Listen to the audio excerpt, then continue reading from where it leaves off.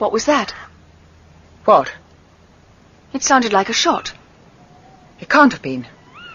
Probably a car backfiring. But there aren't any cars, Miss Leaming. No. And it came from the house. Come on, quickly. I'm coming.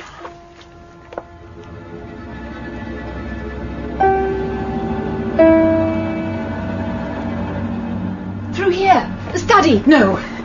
Miss Gray, let me. Better. Please, Miss Gray.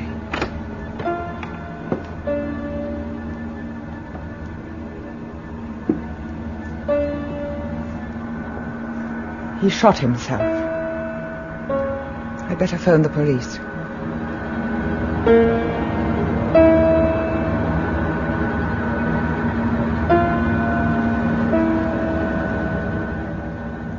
An Unsuitable Job for a Woman by P.D. James.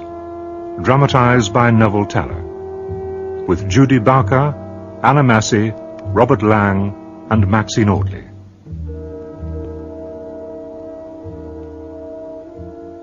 This gun, Miss Gray, do you recognise it? I think so. It must be mine. Unless, that is, Sir Ronald owned one of the same make. I'll take this gun to forensic, Sergeant. Sir. He took it from me when I first came here 5 days ago. He promised to let me have it back when I collected my pay. Your pay? I'm a private investigator, Inspector. He retained my services. Detective Sergeant Maskell knows all about it. I went to see him. I see. Were you a friend of Sir Ronald Callender's? I'd never met him, or Miss Leaming either, till he sent for me last week. You look tired, Miss Gray. It's time you were getting home. One of my men will drive you. I'd like a written statement from you tomorrow. Could you come to the station after breakfast? Of course. You'll be around for a few days, I hope. If Major Markland lets me stay on in the cottage. Because there's an inquest. You'll be wanted for the inquest. 3 weeks ago, sir, Miss Leaming called at my office in London. She worked for Sir Ronald Callender. Of course I knew the name. As a champion of the environment, he was rather a hero of mine. But it wasn't me, actually, she'd come to see. It was my partner, Bernie Pride. So, how did you become involved, Miss Gray? My partner had died a few days before. I'd taken over the agency. I see. When I told Miss Leaming, she phoned Sir Ronald. Then she said he wanted to talk to me before offering me a job. It meant travelling to Cambridge. And you went? Yes, sir. We were met off the train by Sir Ronald's assistant. Was that Mr. Lunn? Yes, sir. But I didn't learn his name till later. And when you arrived at Sir Ronald's house? We spoke for a little. He seemed satisfied. He commissioned me to look into the matter that concerned him. Which was? 18 days ago, Miss Gray, my son hanged himself. I want you to find out why. Can you do that? I should like to try, Sir Ronald. Obviously, you'll need some basic information about Mark. Miss Leaming here will type it out for you. Read it through, and tell us what else you want to know. I'd prefer you to tell me yourself, please. Very well. My son, Mark, was 21 on the 25th of April this year. He was in his final year at Cambridge, my old college, actually, reading history. 5 weeks ago, without any sort of warning, he left the university. Simply walked out.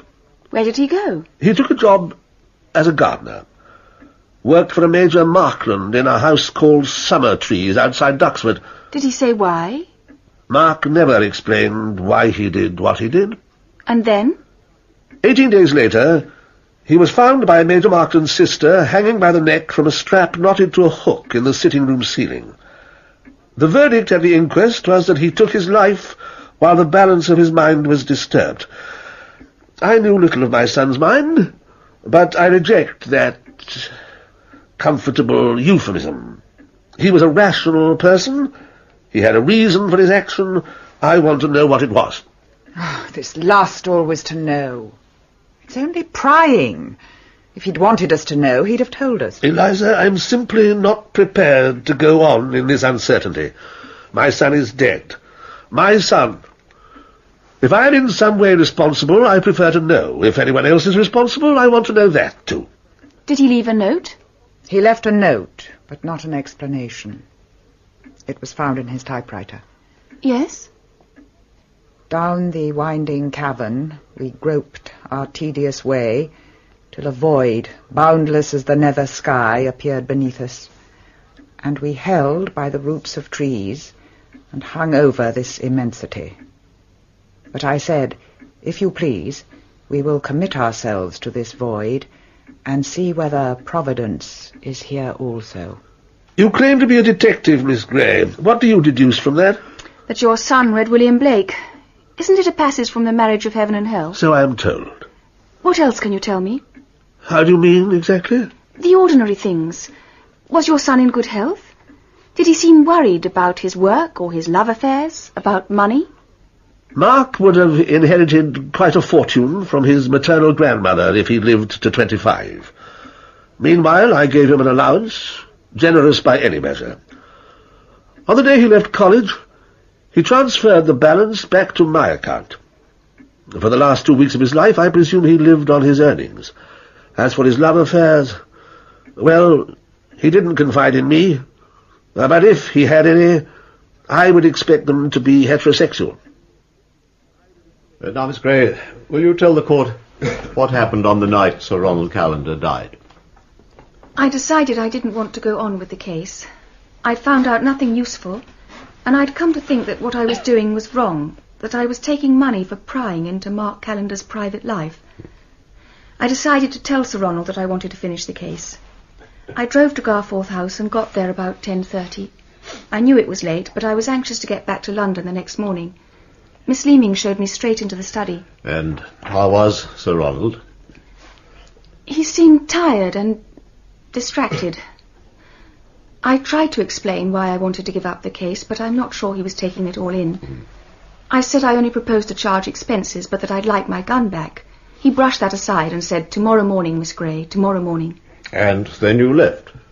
Yes, sir. Miss Leaming came with me to the car. I was about to get in and drive away when we heard the shot. You didn't see the gun while you were in the study? No, sir. Now, Miss Gray, will you please explain to the court how Sir Ronald came to have your gun? The gun belonged to my partner, Mr. Pride. It was very precious to him. When he killed himself, I knew he meant me to have it. That was why he didn't shoot himself. It would have been quicker and easier than cutting his wrists. That must all have been very distressing for you. Were you there when he killed himself? No, but I found the body. Good morning. Lovely day, Miss Sparshott. Oh, good morning. I've been wondering when you'd turn up.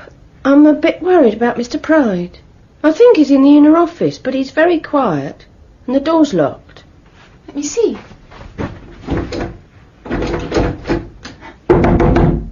Bernie! Why didn't you do something? Do what, Miss Gray? I knocked at the door, I called out. What else can I do? I've no authority here.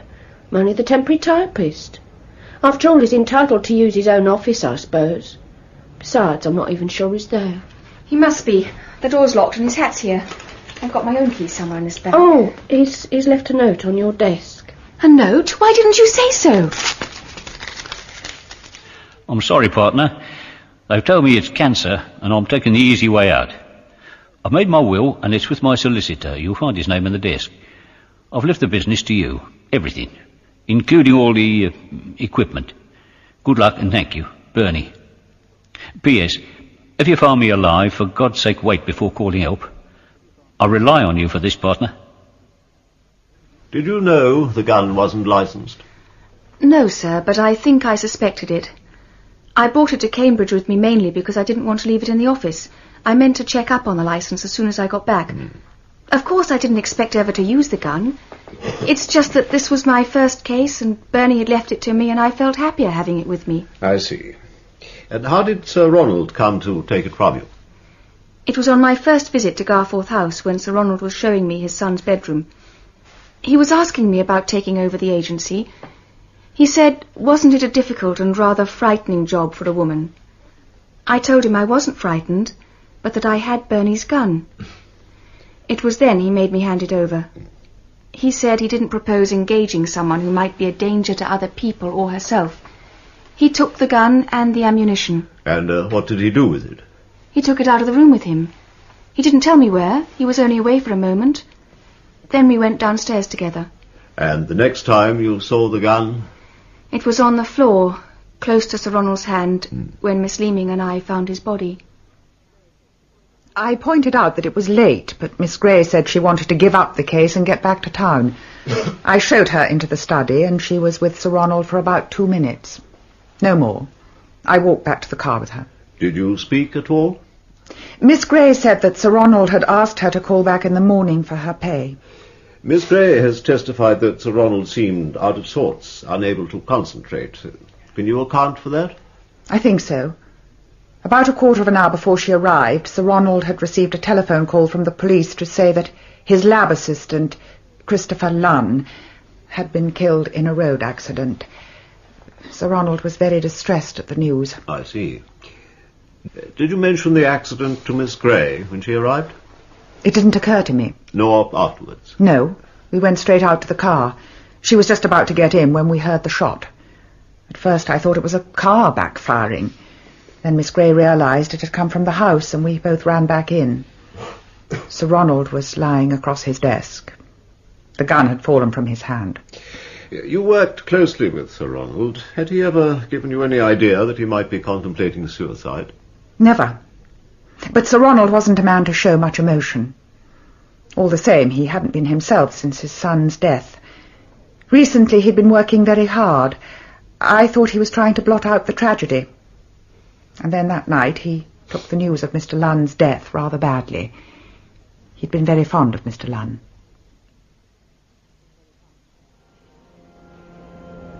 Miss Leaming? I thought it was. I saw you from the back. Miss Gray, have you seen anything more magnificent than this great vault of a roof? I come to King's College Chapel far too seldom. It's my first time. It's the carving I love, those Tudor roses. Now the inquest is over, do you think you'll make a success of it? What? The detective agency. Do you think you'll be able to cope? Exactly the question I was asking myself the first time we met, Miss Leaming. That afternoon. I'd just come back from Bernie Pride's funeral. I know. How did you come to be working for him? After school, I went to live with my father on the continent. He died in Rome last year. So I came home and taught myself shorthand and typing.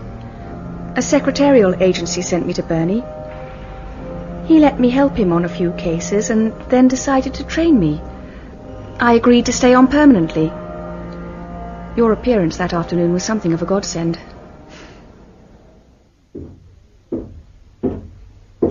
If you're Cordelia Gray, then you're 18 minutes late. This notice says you'll be back at 4 o'clock. I know. I'm sorry. Won't you come in? I was hoping to see Mr. Pride. Will he be long? I'm sorry. I've just come back from his cremation. I see. I mean, Bernie's dead. Obviously. Well, I seem to have had a wasted journey. Oh, please don't go before talking to me. I was Mr. Pride's partner, and I own the business now. I'm sure I could help you.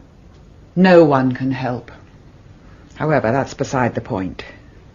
There's something my employer particularly wants to know, some information he requires. And he'd decided, on recommendation, that Mr. Pride was the person to get it for him. I don't know if he'd consider you an effective substitute. Is there a private phone? Of course. In here, please. I'm sorry, I should have introduced myself. My name is Elizabeth Leaming. I work for Sir Ronald Callender. The conservationist? I shouldn't call him that to his face. He prefers to be known as a microbiologist, which is what he is. Please, excuse me.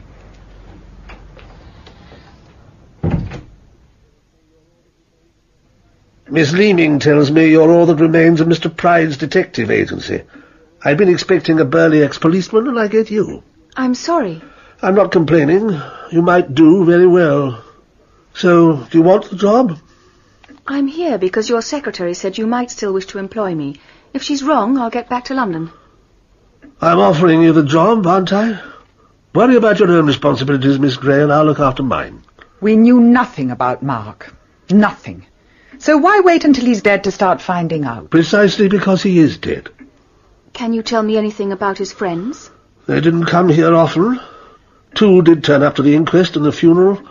Hugo Tilling from his own college and Tilling's sister, She's a postgraduate student at New Hall. Do you remember her name, Eliza? Sophie. Sophie Tilling. Mark brought her to dinner once or twice. Could you tell me something of your son's early life?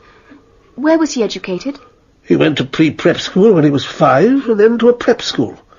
I couldn't have a child here running around unsupervised in and out of the laboratory.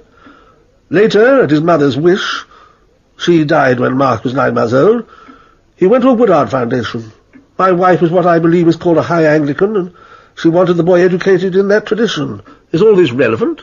Anything could be. I have to try to get to know him, you see. It'd be helpful if Miss Leaming could type out what you've told me and add the name of his college and his tutor. And please, may I have a note signed by you authorising me to make inquiries? I'll give that to you now.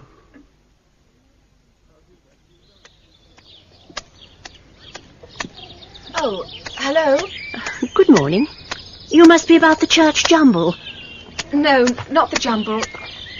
I'm from Sir Ronald Callender. It's about his son. Oh. Then I expect you've called for his things. We wondered when Sir Ronald was going to send for them. They're all still at the cottage. We haven't been down there since Mark died.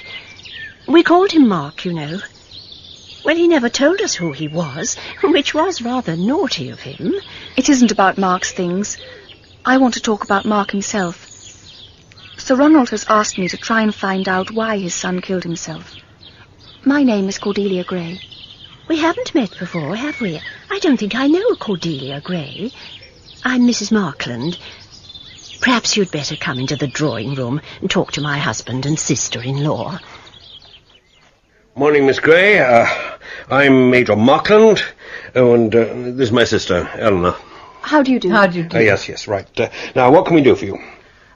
This note from Sir Ronald Callender, I think that explains. I see. Yes, thank you. Sir Ronald was very distressed on your account. I mean, it was awful for you that it should happen on your property when you'd been so kind to Mark. His father hopes you won't mind talking about it. It's just that he wants to know what made his son kill himself. And he sent you? Sir Ronald thinks it must have been something to do with Mark's life at university. He left college suddenly, as you may know, and his father was never told why. Sir Ronald thought I might be better at talking to Mark's friends than, well, the more usual type of private investigator. He couldn't ask the police. This sort of inquiry isn't their job. I should have thought it was precisely their job. That is, if Sir Ronald thinks there is something odd about his son's death. Oh, no, I don't think there's any suggestion of that. He's quite satisfied with the verdict. It's just that he badly wants to know what made him do it. The boy was a dropout. He dropped out of university, apparently dropped out of his family obligations. Finally, he dropped out of life. Literally. Oh, Eleanor, is that quite fair? He worked really well here. I liked Mark. I don't think he was a I don't deny he earned his money. That doesn't alter the fact that he was neither bred nor educated to be a jobbing gardener. He was, therefore, a dropout. I don't know the reason, and I've no interest in discovering it. How did you come to employ him? He saw my advertisement in the Cambridge Evening News. He turned up one evening on his bicycle. Oh, it must have been about 5 weeks ago. Tuesday, I think. It was Tuesday, May the 9th. No, I've just said it was Tuesday. Well, anyway, he said he decided to leave university and take a job. He admitted that he didn't know much about gardening, but said he was willing to learn. His inexperience didn't worry me. We wanted him mostly for the lawns and the vegetables. He never touched the flower garden. My wife and I, we see to that ourselves. Anyway, I quite liked the look of the boy, and I thought I'd give him a chance. You took him because he was the only applicant prepared to work for the miserable pittance you were offering. I paid him what he was worth. If more employers were prepared to do that, this country wouldn't be plagued with inflation. Didn't you think it odd, his turning up like that? Oh, of course I did. Damned odd. I thought at first he'd been sent down. Drink, drugs, revolution, you know, the sort of thing they get up to now. But I asked the name of his tutor as a referee and rang him up. A fellow called Horsfall. And he gave him a clean bill of health. Did he say why Mark had left college? I didn't ask. Frankly, it wasn't my business. And I certainly had no complaint about the lad while he was here. I speak as I find. When did he move into the cottage? Straight away. Mind you, that wasn't our idea. We didn't advertise the job as residential, but he'd obviously seen the cottage and taken a fancy to it. He asked if we'd mind him camping out there. Said it'd be much easier than cycling in from Cambridge every day. I can't say that I was too taken with the idea. The cottage needs a lot doing to it. But he seemed keen, so we agreed. He was very keen on the cottage, very keen. I pointed out that there was no gas or electricity, but he said that wouldn't worry him. He'd buy a Primus stove and manage with lamps. There's water laid on, of course. He seemed to settle in very happily.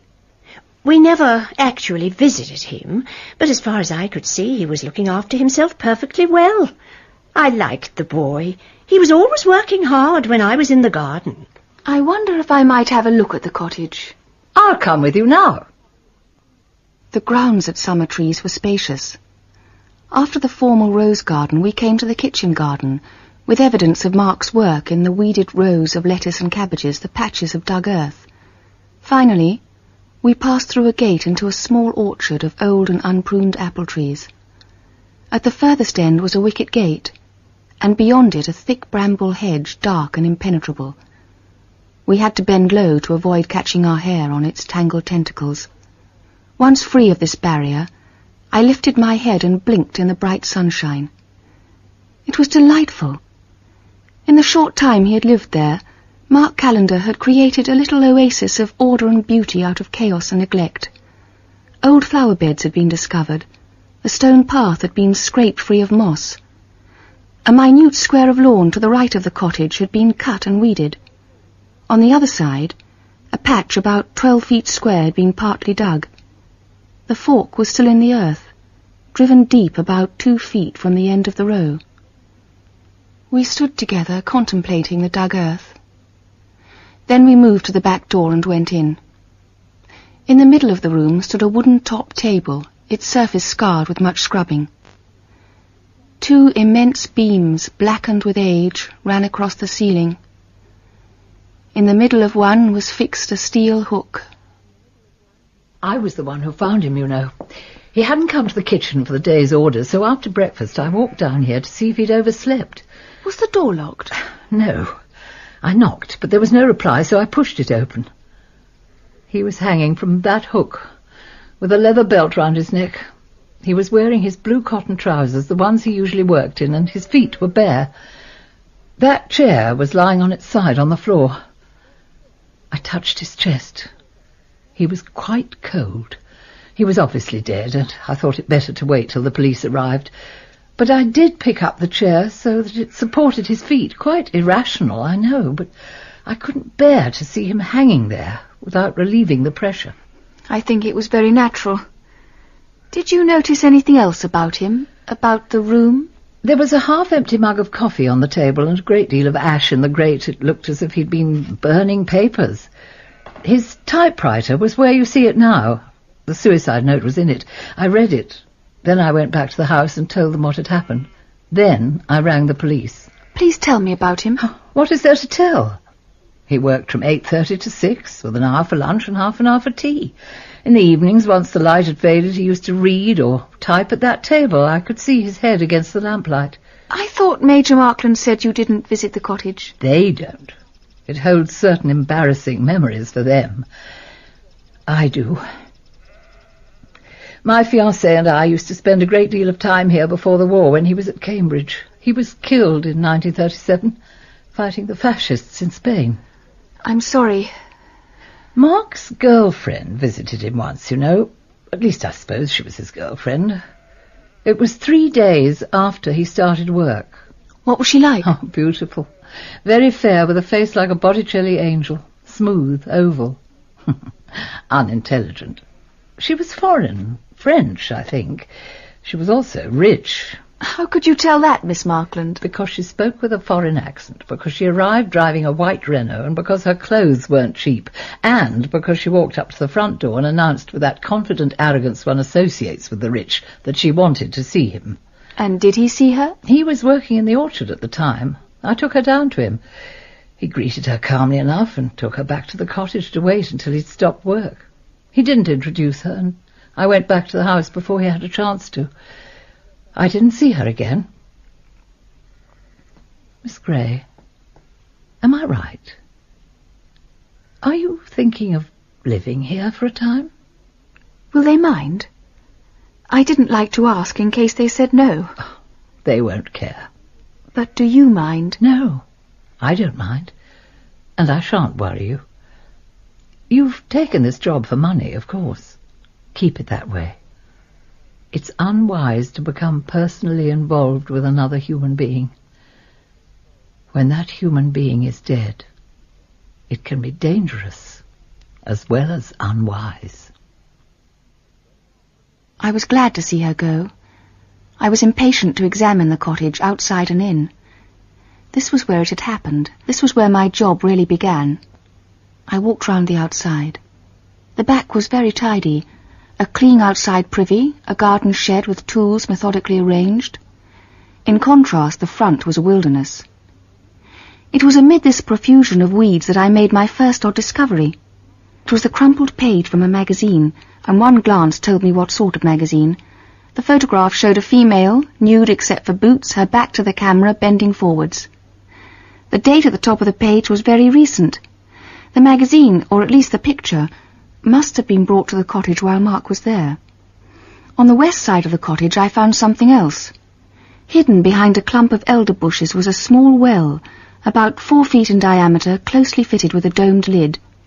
The cover was padlocked to the wooden rim. I gave it an experimental tug or two, but it held very firm.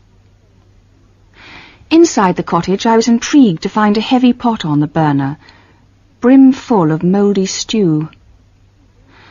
Upstairs I found nothing except Mark's brown leather wallet. It was empty except for a couple of pound notes, his driving licence, and a blood donor's card which showed his group to be B rhesus negative. I went and sat out in the sun and considered. Mark was almost obsessively neat and tidy, yet he had abandoned his digging and left the uncleaned fork in the earth. He had apparently burned all his papers before killing himself, yet had left his coffee mug unwashed. He had made himself a stew for his supper which he hadn't touched. And why drink coffee before a meal? But suppose someone had visited him that evening, someone important enough for Mark to break off his digging for. If that visitor had been offered coffee, surely Mark would have shared a cup with him. But why wash up one cup and not the other? Unless it was the visitor who washed up his cup to obliterate the evidence of his visit. But that could not have happened if Mark had been alive when the visitor left, only if he were already dead. And if that were the case, could this really be suicide?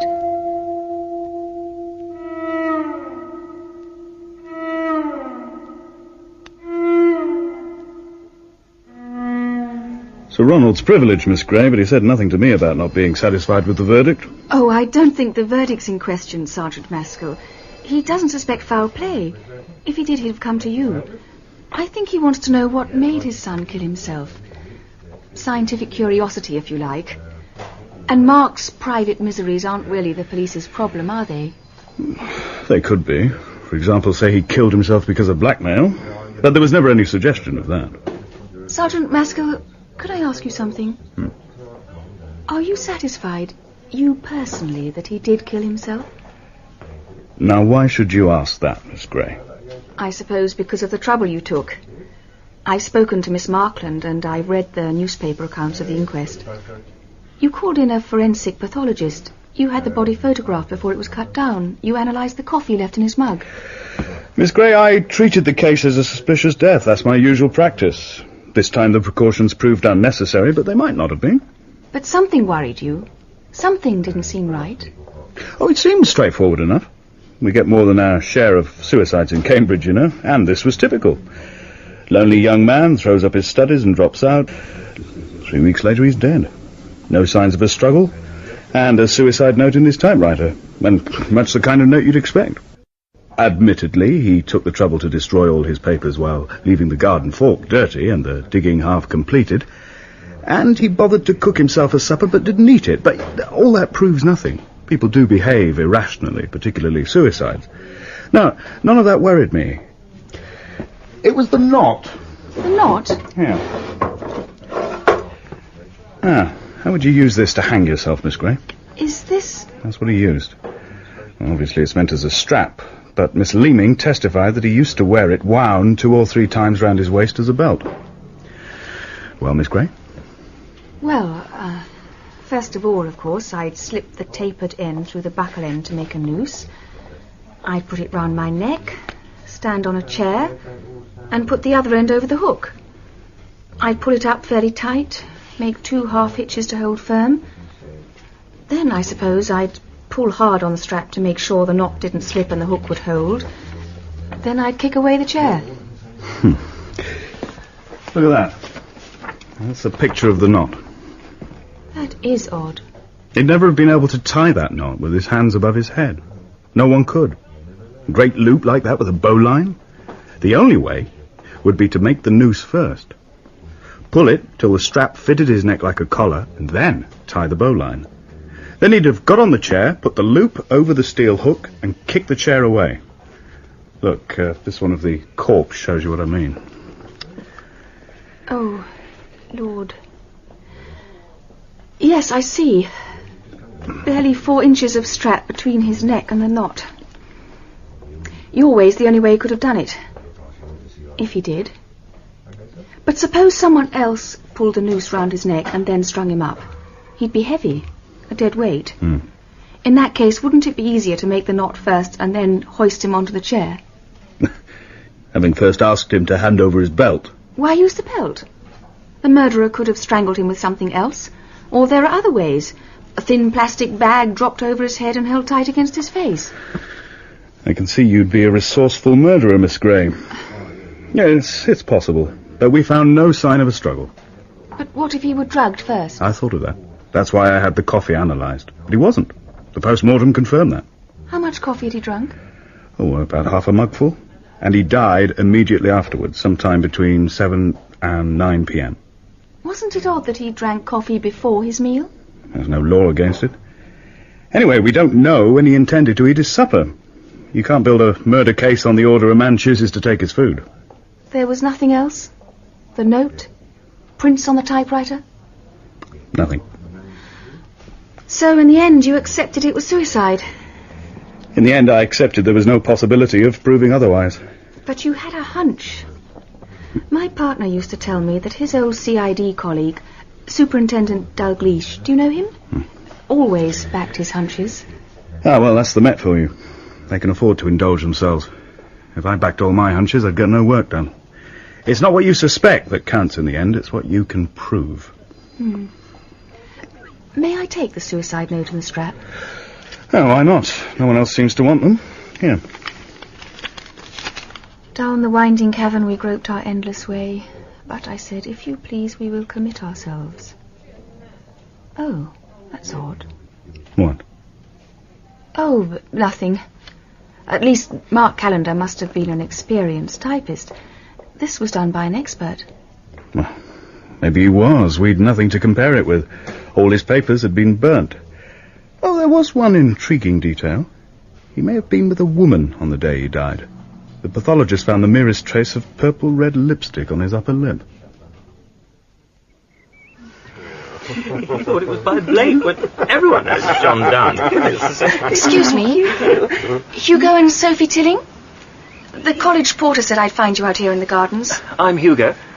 How do you do? My name is Cordelia Gray. What shall Cordelia do? Love and be silent. People who feel the need to joke about my name usually go on to inquire after my sisters. I'm afraid it gets very boring. It must do. I'm sorry. This is Sophie. Hello. This is Isabelle de Lasterie, and this is David Stevens. All right. Hello, Miss Gray. How do you do? We haven't met, have we? I'm afraid not. Sit down, Cordelia Gray, and explain your desires. Thank you. I'm a private detective. Sir Ronald Callender has asked me to find out why his son died. Good God. You're telling us Ronald Callender is inquiring into Mark's death? Is that so extraordinary? I find it incredible. He took no interest in his son while he was alive. Why begin now he's dead? How do you know he took no interest? I wonder you can stomach that arrogant fascist. I didn't inquire into his politics. Oh, was it Sir Ronald who suggested you question us? He said you and your brother were Mark's friends. He saw you at the inquest and funeral. For God's sake, is that his idea of friendship? But you were there. We went to the inquest. I did not go. No, not Isabelle. We considered she'd be decorative, but unreliable. And the funeral, were you there too? We were. The Cambridge crematorium, a very subdued affair. Only 6 celebrants. We 3, Ronald Callender, that secretary housekeeper of his, and an old nanny type, clad all in black. She cast rather a gloom over the proceedings, I thought. Actually, she looked so exactly like an old family retainer that I suspect she was a policewoman in disguise. You've no idea who she was? We weren't introduced. It wasn't a chummy kind of funeral. Sir Ronald wore a mask of public grief. And Miss Leaming? Her suffering looked real enough. Incidentally, the old lady was called Pilbeam. Anyway, that was a name on the wreath. That awful cross of roses with the black-edged card. I might have guessed it came from her. But how do you know? I looked, Sophie, honey, I looked. The card read, with sincere sympathy from Nanny Pilbeam. How beautifully feudal. Poor old Nanny, it must have cost her a packet. Did Mark ever talk about a Nanny Pilbeam? No. Not to me. Mr. Lastery? To me, never. He never talked about her.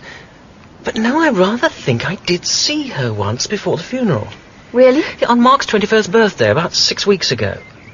I happened to be in the porter's lodge when she arrived and asked to see him. I'm pretty sure it was her. She went up to his room and they were together about an hour. I saw her leaving. He never mentioned her to me then or later. Look, you were his friends. Please, tell me about him.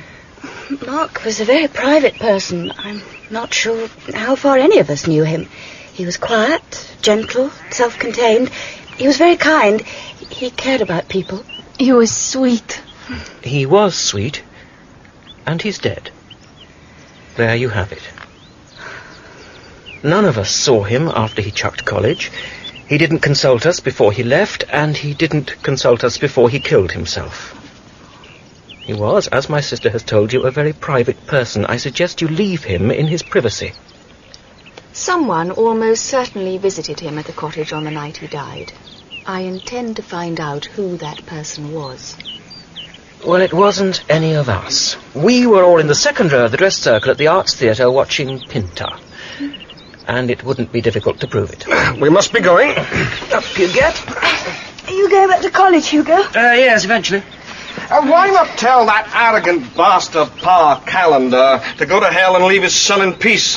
Find yourself a nice, simple case of murder. Did you enjoy the Pinta, Mr. Lastery? Weren't you frightened when the student shot himself in the first scene? Oh, I did not care. I was with Hugo and the others. Your friend doesn't seem to know the difference between Pinta and Hampton. My friend, as you choose to call her, is in Cambridge to learn English.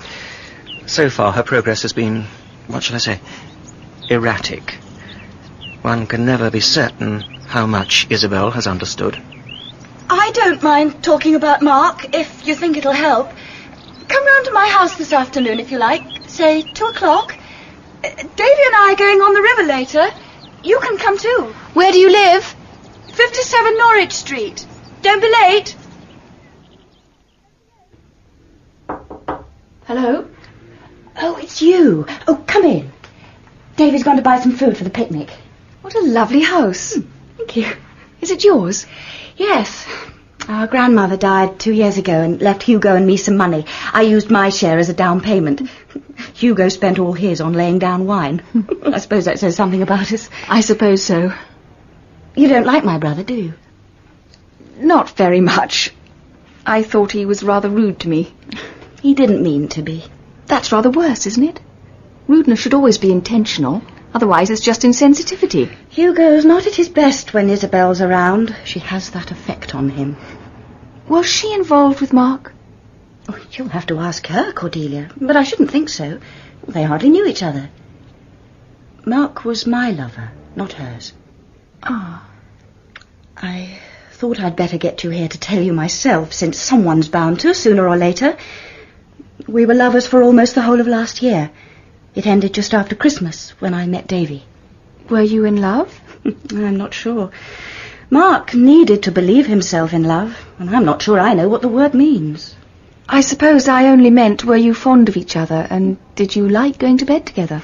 Both of those things. Why did it end? Did you quarrel? No, one didn't quarrel with Mark. That was one of the troubles with him. I told him I didn't want to go on with the affair, and he took it as calmly as if I were breaking a dinner date. He didn't try to argue. Oh, and if you're wondering if the break had anything to do with his death, well, you're wrong. I was probably fonder of him than he was of me. Then why did he kill himself? He left a note. A note, perhaps. But as Miss Leaming pointed out, not an explanation. It's a lovely piece of prose, at least I think so. But as a justification for suicide, it simply isn't convincing. It convinced the jury. Well, it doesn't convince me. Think, Sophie. There are only two reasons for killing yourself. Escaping from something or escaping to something. The first is rational. If you're in intolerable pain, for example, physical or mental. The second makes no sense. Nobody would kill themselves just in order to experience death. But that's what that piece of William Blake is suggesting. I simply don't believe it. You've thought it all out, haven't you? I'm not sure that suicides do. The act is probably impulsive and irrational. Was Mark impulsive and irrational? I didn't know Mark. But you were lovers. You slept with him. Yeah, but I didn't know him. I thought I did, but I didn't know the first thing about him. You went to dinner at Garforth House, didn't you? What was it like? Sir Ronald was attentive enough when he noticed I was there. Miss Leaming looked me over like a prospective mother-in-law. Mark was rather quiet. I think he'd taken me there to prove something, to me, or perhaps to himself. Then a month later, Hugo and I were invited together. That's when I met Davy. He was a guest of one of the research biologists, and Ronald Callender was angling to get him. Davy did a vacation job there in his final year. If you want the inside dope on Garforth House, you should ask him. Sophie! You're there! Oh, there's Davy with the food. Are you coming on the river with us? Why not? She's good, isn't she? That punt pole weighs, you know. Every self-respecting undergraduate picked up the art of punting by the end of their second term. After a dunking or two. I'm sure it looks easier than it is. Balance and rhythm, that's what it's all about. And not getting the pole stuck in the mud at the bottom. Is Sir Ronald Callender a good scientist? Science is perfectly respectable. At present, his lab is working on expanding the use of biological monitors to assess pollution of the sea and estuaries. RC isn't so hot himself, but then you can't expect too much original science from the over 50s. But he's a great spotter of talent, and he certainly knows how to run a team. Then why didn't you stay on when he offered you a job? That's too much of a one-for-all band of brothers approach. They even publish their papers collectively as the Callender Research Laboratory, and not under their individual names. That wouldn't do for me. Anyway, he pays too generously and asks too much. I don't like being bought. Is that what happened to Chris Lunn? Oh, that boy's a bloody wonder. Ronald Callender found him in a children's home when he was 15. Don't ask me how. And trained him to be a lab assistant. You couldn't find a better. There isn't an instrument made which Chris Lunn can't learn to understand and care for. If anyone in that lab is indispensable, it's Lunn. Certainly Ronald Callender cares a damn sight more for him than he did for his son. And Lunn, as you might guess, regards R.C. as God Almighty. You've got to hand it to Callender. He certainly knows how to pick his slaves. And is Miss Leaming a slave? Well, I wouldn't know just what Eliza Leaming is. She manages the business side, and like Lunn, she's probably indispensable. Lunn and she seem to have a love-hate relationship. Or perhaps a hate-hate relationship. I'm not very clever at detecting these psychological nuances. This is Clare Bridge. One of the prettiest. It was built in 1639. They say the architect got 3 shillings for the design. It's lovely. Talking of money, How on earth does Sir Ronald pay for a private laboratory? Who knows? They say most of the money came from his wife, and he and Elizabeth Leaming invested it rather cleverly. They'd have needed to. It's an expensive hobby. While I was there was talk of the Wolvington Trust getting interested. RC's been wooing them for years. Now, if they decide to provide financial support, most of Sir Ronald's money troubles would be over. Come to think of it, Mark's death must have hit him. Mark was due to come into a pretty substantial fortune in 4 years' time, and he told Sophie he intended handing most of it over to Dad. That's true, Cordelia. But why on earth should he do that? God knows. He didn't say and I didn't ask. But he seemed pretty anxious to tell me. Isabelle de Laster is giving a party tonight, Cordelia. We're all going. Mark's tutor, Edward Horsfall, will probably be there. We thought you might like to talk to him. Thanks very much, I would. Good. Well, call by my house at 8 and we'll go on together. Okay? What about over there? Perfect. I'll tie her up. Right. Ooh, careful! You'll have us all in the cab.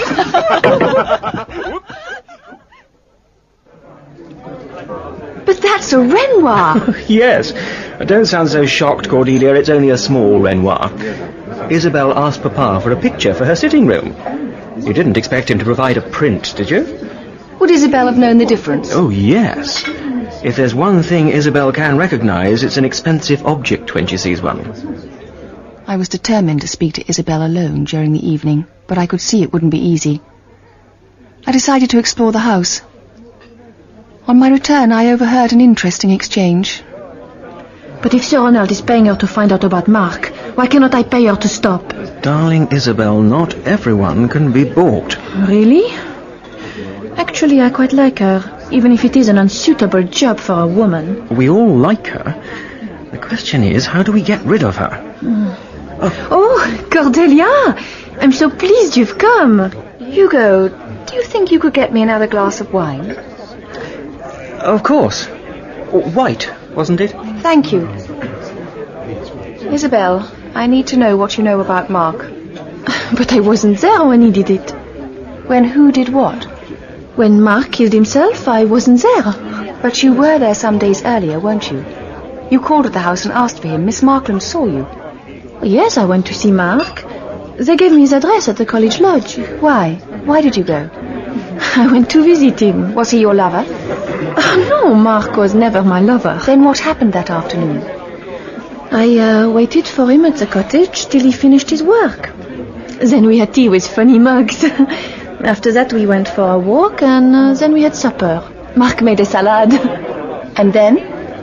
I drove home. What about the time before that? When did you see him before that tea party? Oh, that was a few days before Mark left college. We went for a picnic in my car to the seaside.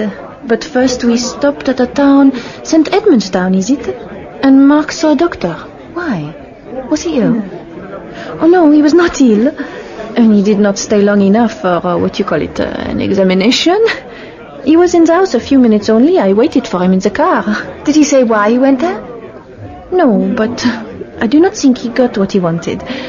Afterwards he was sad for a little time, but then we went to the sea and he was happy again. Your drink, Cordelia.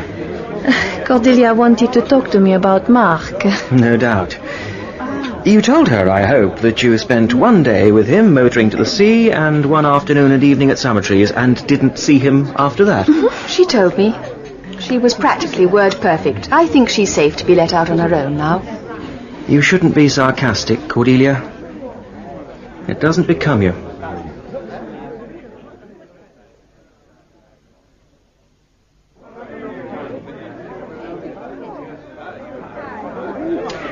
Enjoying yourself? Not very much. Come and meet a friend of mine. He's been asking who you are. No thanks, Davy. I must keep myself free for Mr. Horsfall. I don't want to miss him. Suit yourself. Aha! Your wish is granted. There is the long-awaited Edward. Come along. I'll introduce you. This, Cordelia, is Edward Horsfall. Edward, meet Cordelia Gray. She wants to talk about Mark Callender. See you later. Yes, Mark. What do you want to know? Anything you can tell me? You taught him history. Was he any good at it? He was more rewarding to teach than some students, but I don't know why he chose history. He could just as well have read one of the sciences. Perhaps to cock a snook at his father? You know, there's one thing about Isabelle de Lastourie's parties. The drink is excellent. Presumably because Hugo orders it. What are you drinking? The white wine. Thank you. What were we talking about? Oh, yes, why Mark chose history. When asked, he gave all the right reasons. He may have believed them. What's your college, incidentally? No college. I work. I'm a private detective. Are you? My uncle employed one of those to find out if my aunt was being screwed by their dentist. She was, but he could have found out much more easily by simply asking them. His way, he lost the services of a wife and of a dentist simultaneously, and paid through the nose to boot. I should have thought the job was... An unsuitable job for a woman? Not at all. Entirely suitable, I should have thought. Requiring, I imagine, infinite curiosity, infinite pains, and a penchant for interfering with other people. Incidentally, why are you so interested in Mark Callender? His father's paying me to find out why he died. I was hoping you might be able to help. I mean, did he ever give you a hint that he might be unhappy? Unhappy enough to kill himself? For instance, did he explain why he gave up college? Not to me. I never felt I got near him. He made a formal goodbye, thanked me for what he chose to describe as my help, and left. I made the usual noises of regret. I'm not sure that Mark did kill himself. I think it could have been murder. Unlikely, surely. Who'd have murdered him? And why? He didn't provoke even a vague dislike in anyone, as far as I know, except probably his father. But Ronald Callender couldn't have done it, if that's what you're hoping. He was dining in hall at high table on the night Mark died. It was a college feast night. I sat next to him. His son phoned him. When? When did Mark phone? Soon after the meal started, I suppose. Benskin, he's one of the college servants, came in and gave him the message. Must have been between 8 and 8:15. Callender disappeared for 10 minutes or so, then came back and got on with his soup. Did he say what Mark wanted? Did he seem disturbed? Neither. We hardly spoke during the meal, and now, you must excuse me. A person I particularly want to meet has just turned up. Goodbye. Nice to have met you.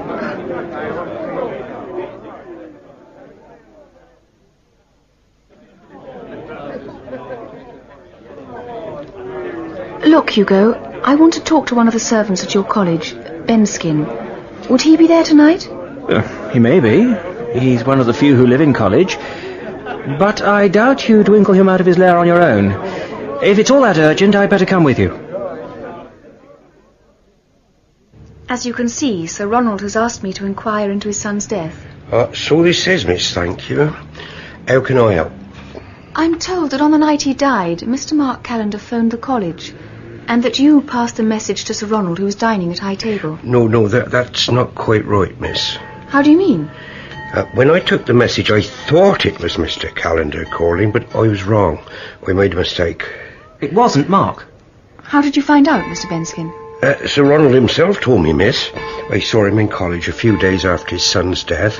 Of course, I offered my condolences, and we exchanged a few words. It was then I referred to the phone call, and Sir Ronald told me I'd been mistaken. He told me it wasn't Mr. Callender who called. Did he say who it was? He said his lab assistant, Mr. Chris Lunn. Did that surprise you? That you were wrong, I mean? I confess I was a little surprised, miss. But the mistake is understandable. I asked who it was wanted Sir Ronald, and I thought the caller said his son. It must have been Chris Lunn. The two sound quite alike. Do you really believe you misheard what was said? Sir Ronald could have been in no doubt about the person who phoned him. Is there anything else, miss? He doesn't give a damn, does he? Why should he? He's been in college for 70 years. He's seen it all before. 1,000 ages in his sight are but an evening gone. Yeah, the only time I've known Benskin phased over an undergraduate suicide was when it was a duke's son. He thought there were some things college simply shouldn't permit. But he wasn't mistaken about Mark's call, you could tell that. He knows what he heard. But of course he isn't going to admit it. Do you think he was mistaken? Well, Chris Lunn, his son? Bad line, and it is on the cards. Oh, come on, Cordelia. You can't possibly suspect Ronald Callender of having a hand in his son's death. Be logical. Callender may be many things, but he's not a fool. Mark is dead and cremated. Then Sir Ronald employs you to stir things up. Why on earth should he if he's got something to hide? Of course I don't suspect him of killing his son.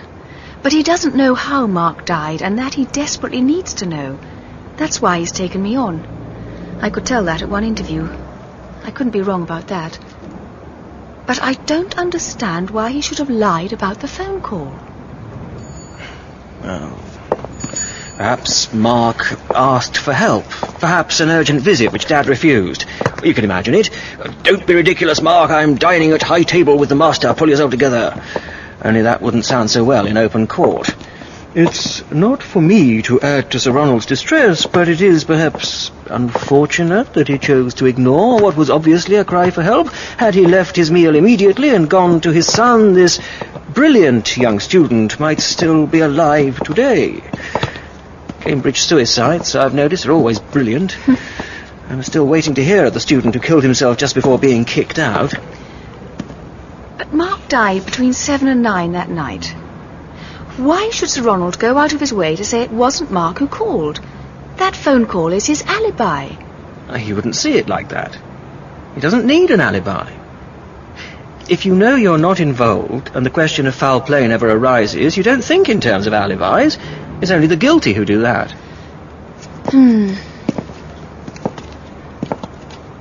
We walked on in silence through the warm-scented night. Lights were shining in college doorways, and the far gardens and interconnecting courts, glimpsed as we passed, looked remote as in a dream. I was suddenly oppressed with loneliness. If Bernie Pride were alive, we'd be discussing the case, cosily ensconced in some Cambridge pub. We'd be speculating on the personality of the gentle young man who had bought a vulgar magazine of salacious nudes.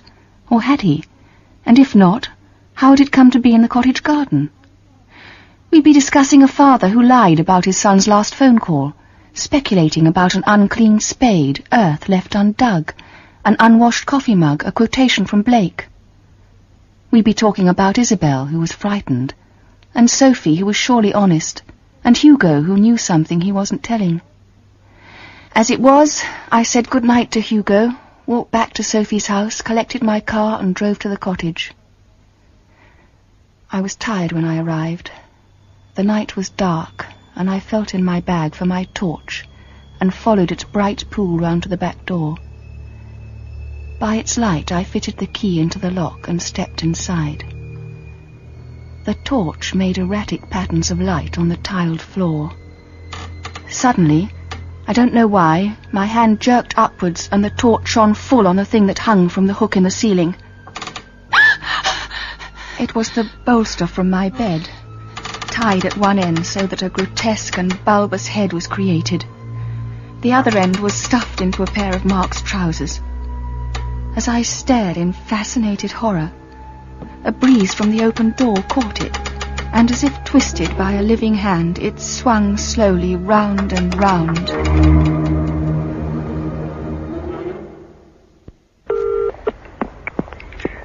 Frederick Bailey, funeral directors. Oh, good morning. I was wondering if you could help me. If we can, madam.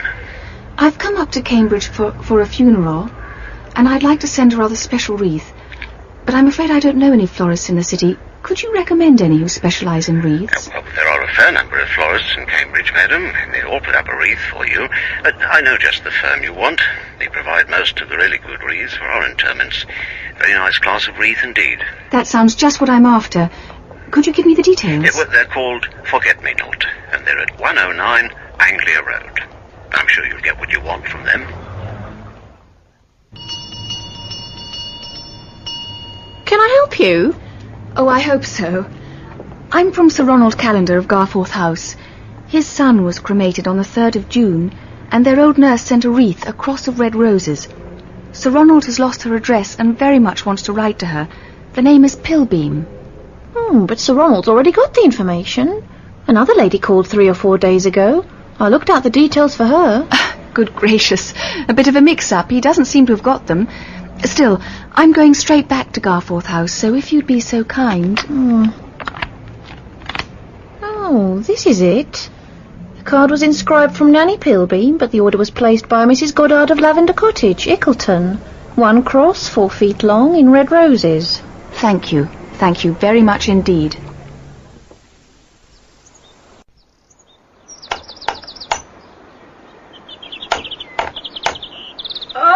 You'll be wanting Mrs. Goddard, I dare say.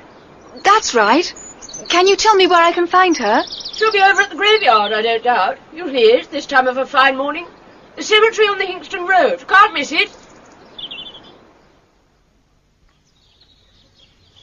Mrs. Goddard, may I join you? It's a nice stone, isn't it? Yes, it is. I married Albert Goddard when I was 53, but I miss him as if we were childhood sweethearts. I was admiring the lettering. Cut deep, that is. Cost a mint, but it's worth it. That'll last, you see. Half the lettering here won't. It's that shallow. Takes the pleasure out of a cemetery. I like to know who people were and when they died and how long the women lived after they buried their menfolk. Of course, this stone looks a bit top-heavy at present. That's because I asked them to leave space for me.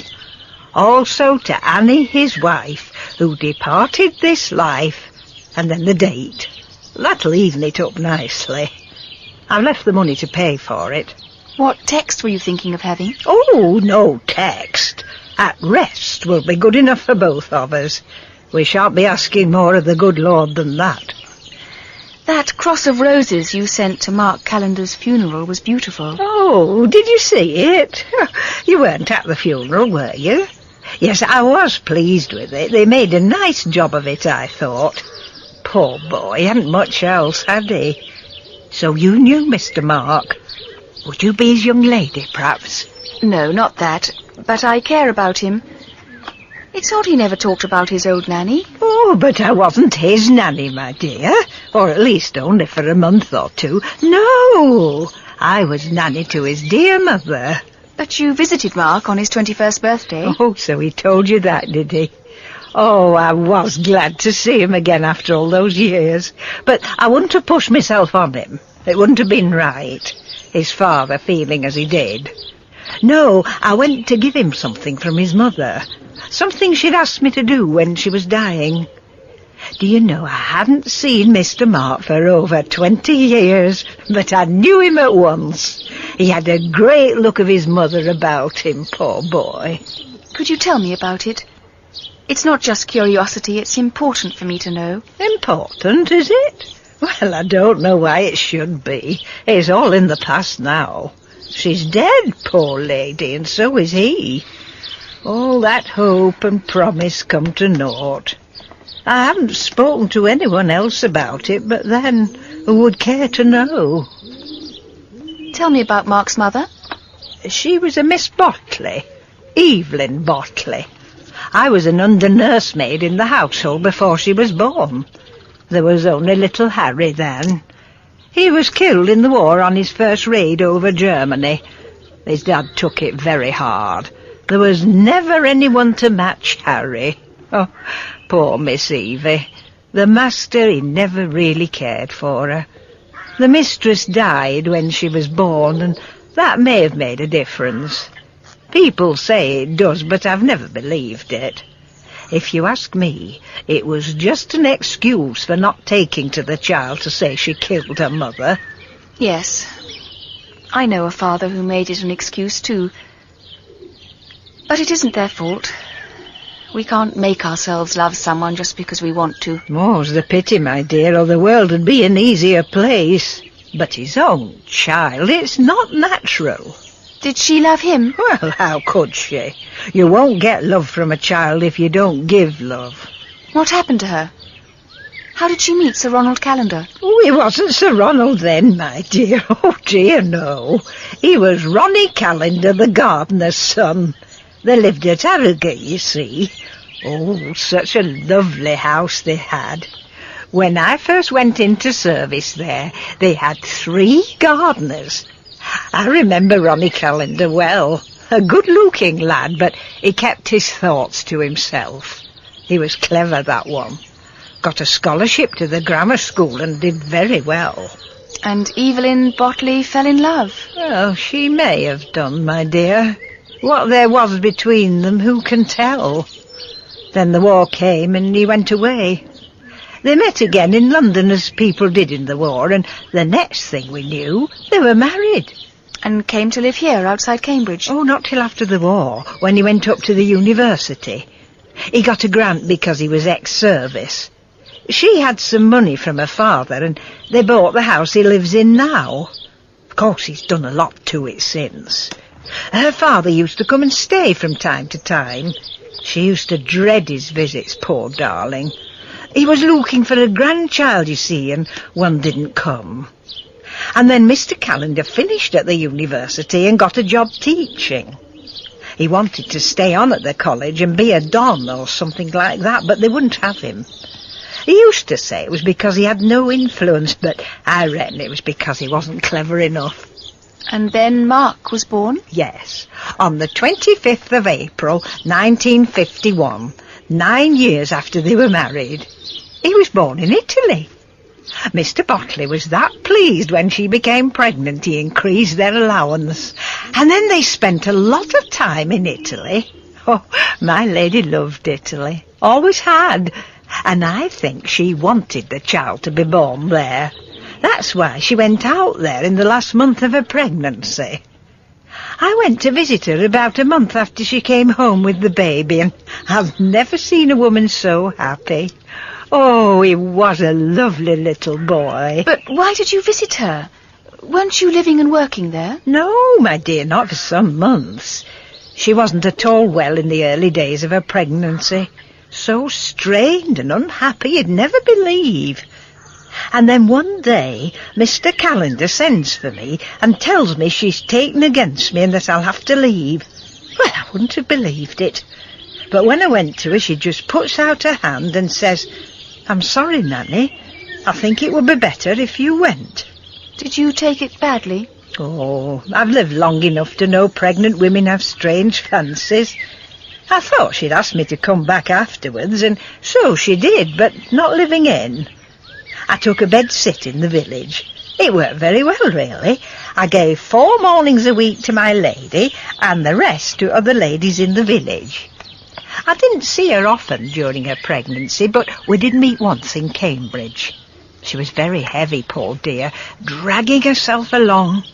At first she pretended she hadn't noticed me, and then she thought better of it and came across the road. "We're off to Italy next week, Nanny," she says. "Isn't it lovely?" I said, "If you're not careful, my dear, that baby will be a little Italian." Oh, and she laughed.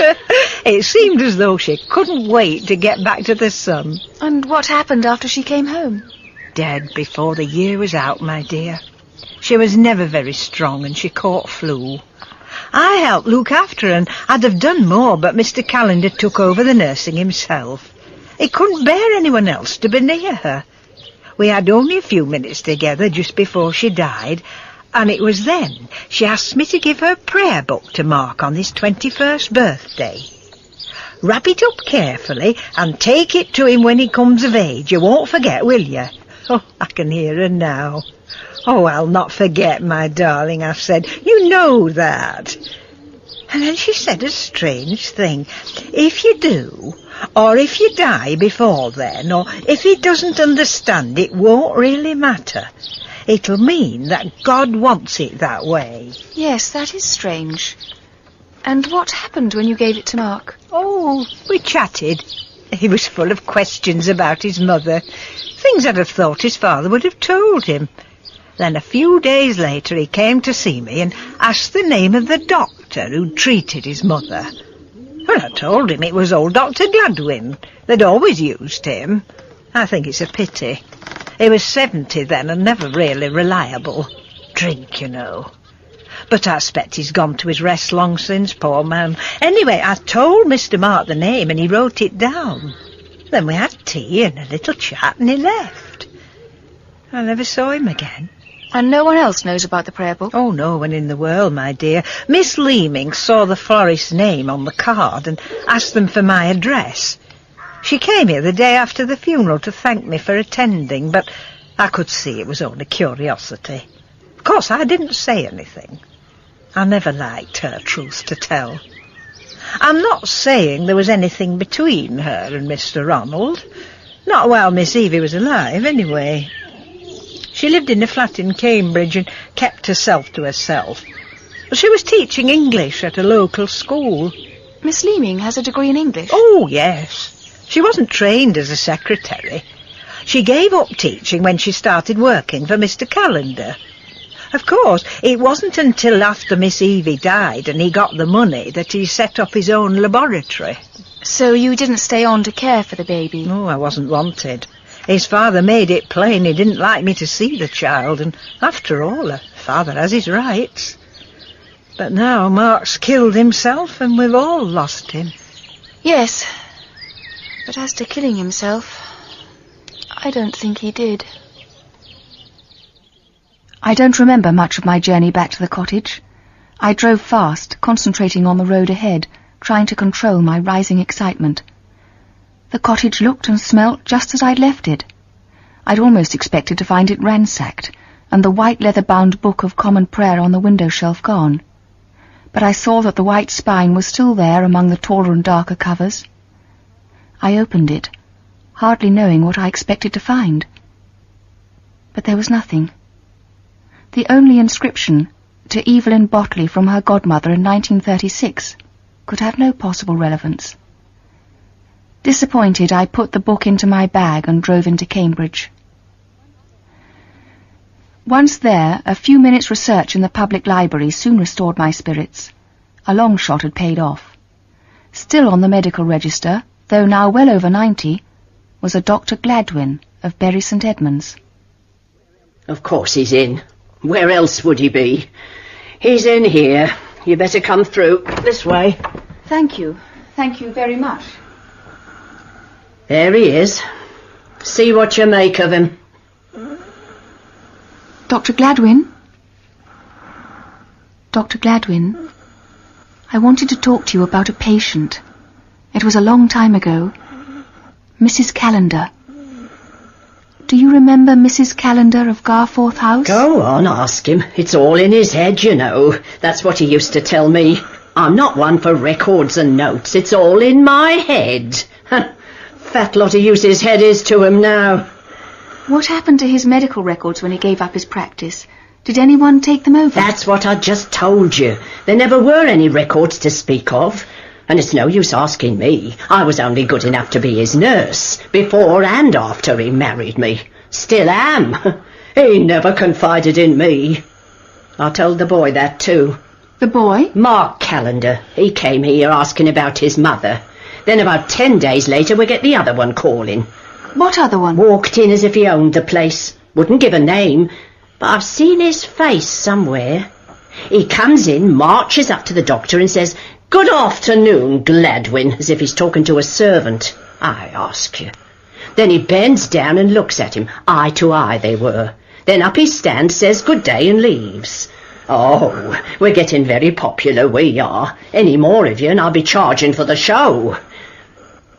That boy who came here, he said he'd sit with the doctor on a Sunday if I wanted a break. Tell him to come over if he wants to. He would have come, I know, but I'm afraid he can't. He's dead. I'm sorry. I'm not sure what made me decide to stop at Bury on the way back and walk for 10 minutes in the Abbey gardens, but the glimpse of grass and flowers through the great Norman doorway was irresistible. I strolled down to the riverbank and sat down in the sun. After a moment I took the Book of Common Prayer from my bag. Suppose I were Evelyn Callender and wanted to leave a message which Mark would find and others might miss. Suddenly the answer seemed childishly simple. Surely somewhere on the page was the collect, gospel and epistle for St. Mark's Day. He'd been born on the 25th of April. He'd been named after the saint. Quickly I flipped through to the page.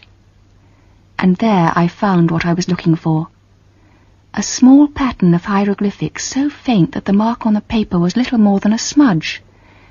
It was a group of letters and figures, EMC, and underneath AA, and beneath that 14-1-52. The first 3 letters were, of course, his mother's initials. The numbers were the date on which she had carefully pricked out the message, But the double A... For a moment or two my mind chased associations with motoring and alcoholics. But then, thinking about Mark and the letters of the alphabet, I suddenly remembered the card I'd found in Mark's wallet. The blood donor card which recorded his group. He had been B. The double A must signify that Evelyn Callender had been group AA. And there was only one reason why she would have wanted Mark to have that information. I'm afraid you've got the wrong practice. It's Dr. Venables who looks after Sir Ronald Callender's household. I'm ringing for Miss Leaming from Garforth House. I'm sorry to trouble you, but could you please remind me of Sir Ronald Callender's blood group? He's going to East Africa next month. Just a minute, please. Callender. Incidentally, I should make a careful note of it if I were you. His son had to ring a month or so ago with the same inquiry. Callender. Sir Ronald is Group A. I did not need to verify what I already knew.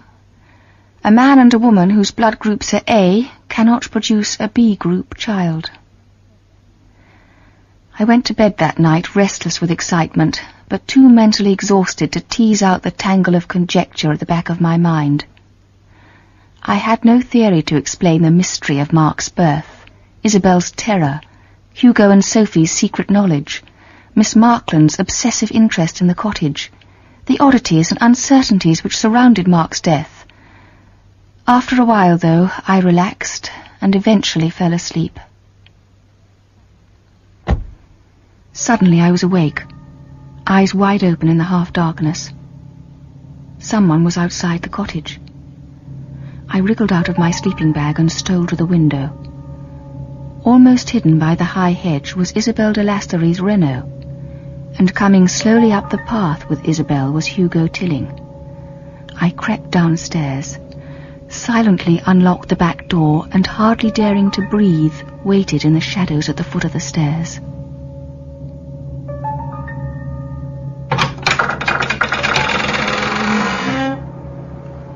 Just a minute. I'll strike a match.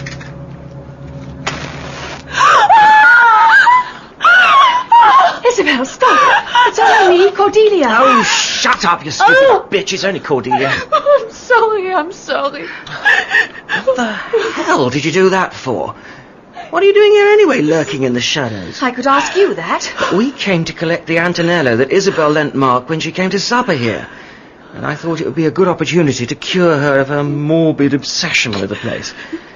We've been to the Pit Club ball. It seemed a good idea to call here on our way home. Obviously, it was a bloody stupid idea. Is there any drink in the place? I can make some coffee. Come on, Isabelle. You'll soon feel better. I'll light the lamp. Oh, thank you. Hugo, you said Isabelle's morbidly obsessed with this place. Why is she? Isabelle's very sensitive. She isn't tough like you. Rubbish. According to you, she's only been here once before. No. There's something both of you know. And it would be better if you tell me now. If you don't, I'll simply report back to Sir Ronald that you're all somehow concerned in his son's death. I can't see Isabelle standing up to even the mildest police questioning, can you? Can't you take my word that Mark died by his own hand, and that if you do call in the police it'll cause unhappiness and distress to his father and his friends, and be absolutely no help to anyone? No, Hugo, I can't. Then if I do tell you what we know, will you promise that it won't go any further? How can I? Any more than I can promise to believe you. Oh, tell her, Hugo. What does it matter? I think you must. I don't think you've any choice. So it seems. All right. I told you that the four of us, Sophie, Isabelle, Davy and I, went to the Arts Theatre on the night Mark died. That, as you probably guessed, was only 3/4 true. There were only 3 tickets when I booked, and as Isabelle is bored stiff by any show with a cast of less than 50, she was obviously the one to be left out. So, neglected by her current lover, she reasonably decided to seek consolation with the next. Mark was not my lover, Hugo. Oh, I know. Mark was a romantic. He never took a girl to bed, or anywhere else that I could see, until he judged that there was an adequate degree of interpersonal communication, or whatever jargon he used, between them. I gather that with Isabelle the relationship hadn't reached the necessary depths. was only a matter of time, of course. Where Isabelle was concerned, Mark was as capable of self-deception as the rest of us. Mark never made love to me, Hugo. That's what I'm saying. But what happened that night? Isabelle drove here and arrived shortly after 7:30.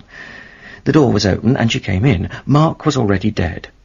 His body was hanging by the strap from that hook. But he didn't look as he did when Miss Markland found him next morning. Oh, you tell her. Isabelle, darling, there are some things that all Papa's money can't shield you from, and this is one. Go on. I thought I'd call to see Mark, and perhaps we would have supper together. So I came to the back door and pushed it open. I did not knock because I thought it would be a surprise for Mark. And then? And then I saw him. He was hanging there by the belt from the hook in the ceiling, and I knew he was dead. Cordelia, it was horrible. He was dressed like a woman. Like a woman? In a black bra and panties, nothing else. And his face, he had painted his lips all over his lips, Cordelia, like a clown. It was terrible, but it was funny, too. I wanted to scream and I wanted to laugh all at the same time. He did not look like Mark. He did not look human at all. And on the table there were 3 pictures. Not nice pictures, Cordelia. Pictures of naked women. Oh, don't look like that, Cordelia. It does happen, you know. Actually, it's quite an innocuous sexual deviation. He wasn't involving anyone but himself, and he didn't mean to kill himself. That was just bad luck. I imagine the buckle of the belt slipped, and he didn't have a chance. I don't believe it. I thought you mightn't, but it's true, Cordelia. Why not come with us now and ring Sophie? She'll confirm it. I don't mean that. I mean, I still don't believe Mark killed himself. Isabelle, you said the door was open. Did you notice the key? It was in this side of the door. I saw it when I went out. What about the curtains? They were like now, across the window. And where was the lipstick? What lipstick, Cordelia? The lipstick used to paint Mark's lips. It wasn't in the pockets of his jeans, or the police would have found it, and they didn't. So where was it? Did you see it on the table? Oh, there was nothing on the table except the pictures. What colour was the lipstick? Purple. An old lady's colour. No one would choose such a colour, I think. And the underclothes? What were they like? Nothing special. They were from M&S. Did you touch anything? Mark's body, perhaps, to see if he was dead? I couldn't touch him. I touched nothing. And I knew he was dead. A respectable, sensible, law-abiding citizen would have found the nearest telephone and rung the police. Luckily, Isabelle is none of these things. Her instinct was to come to me. She drove to the theatre and met us as we came out. The 3 of us drove straight back here. Oh, we stopped off briefly to collect Davy's camera and flash. Why?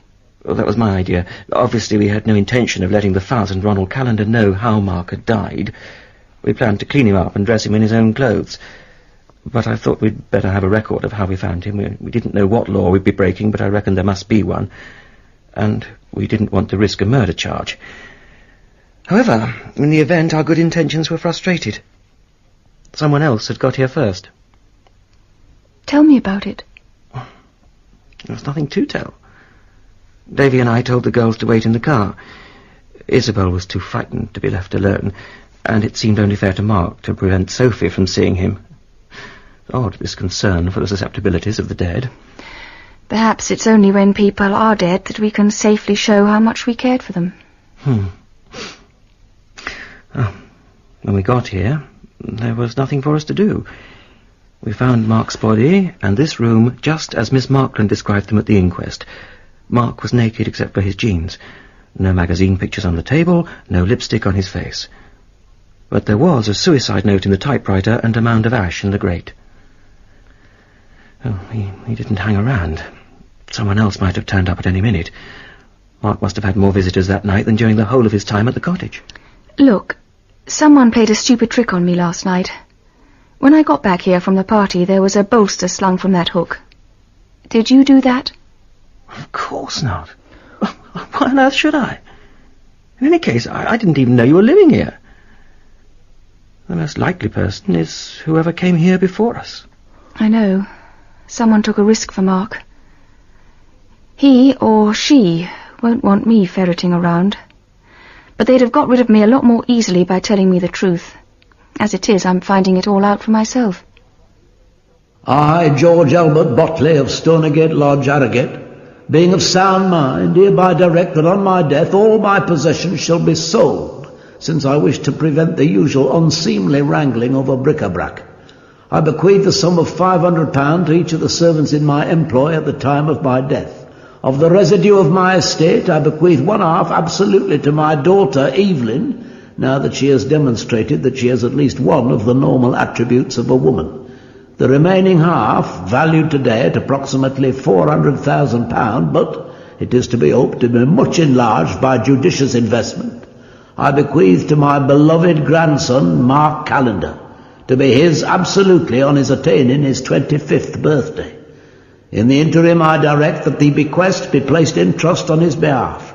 Details of the trust and trustees are appended. Signed this 26th day of July 1951. George Albert Botley.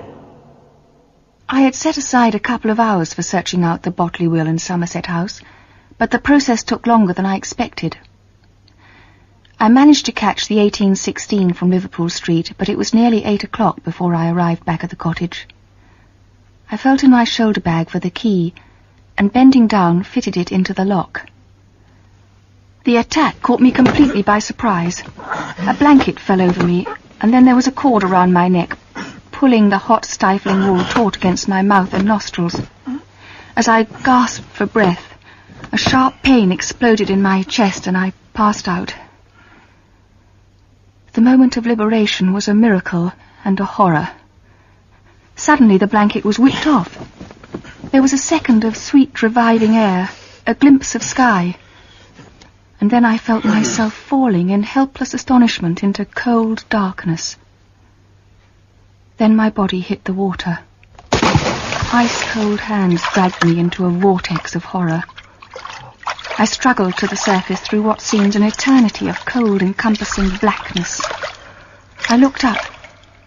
The dark tunnel that stretched above me ended in a moon of blue light.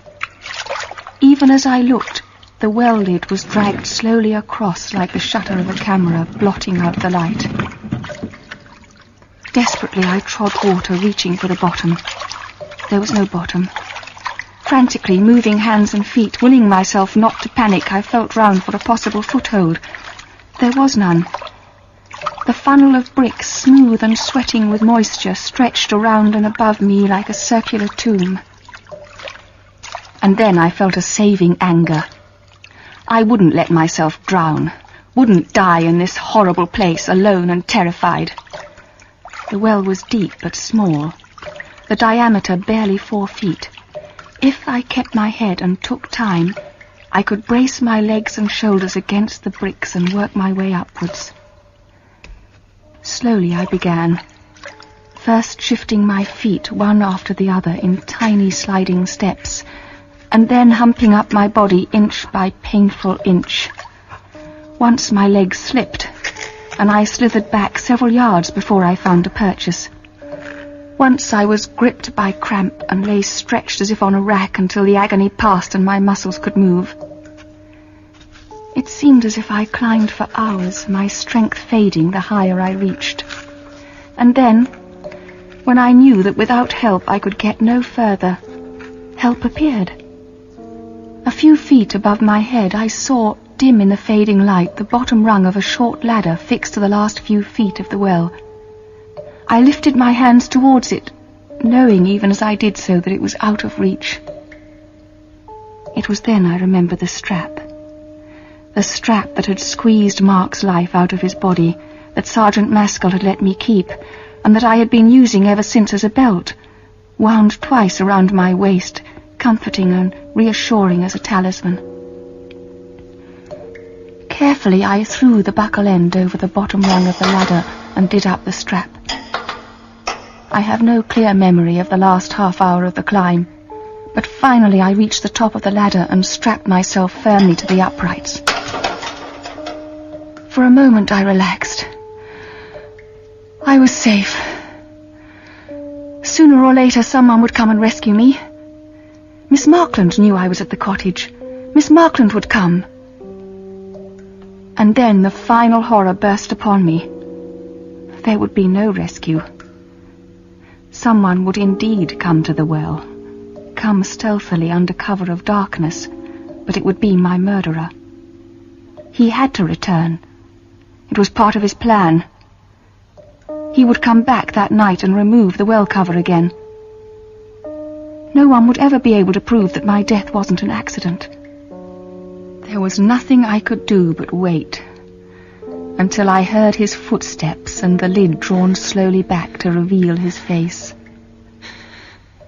I would not plead for mercy from the man who had murdered Mark.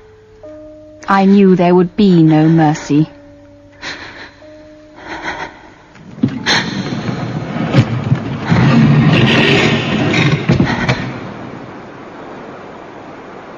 Cordelia! Cordelia, it's me!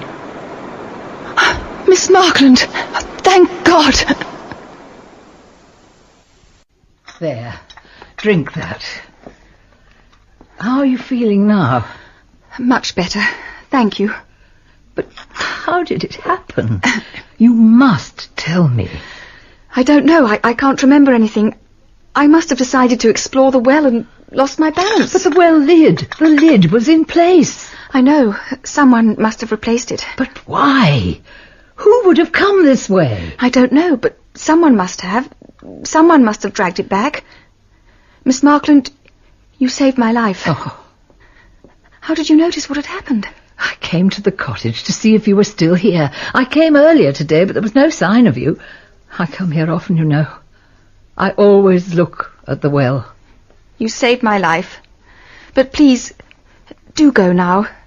Please. I'm all right. Really, I am. But you aren't fit to be left alone.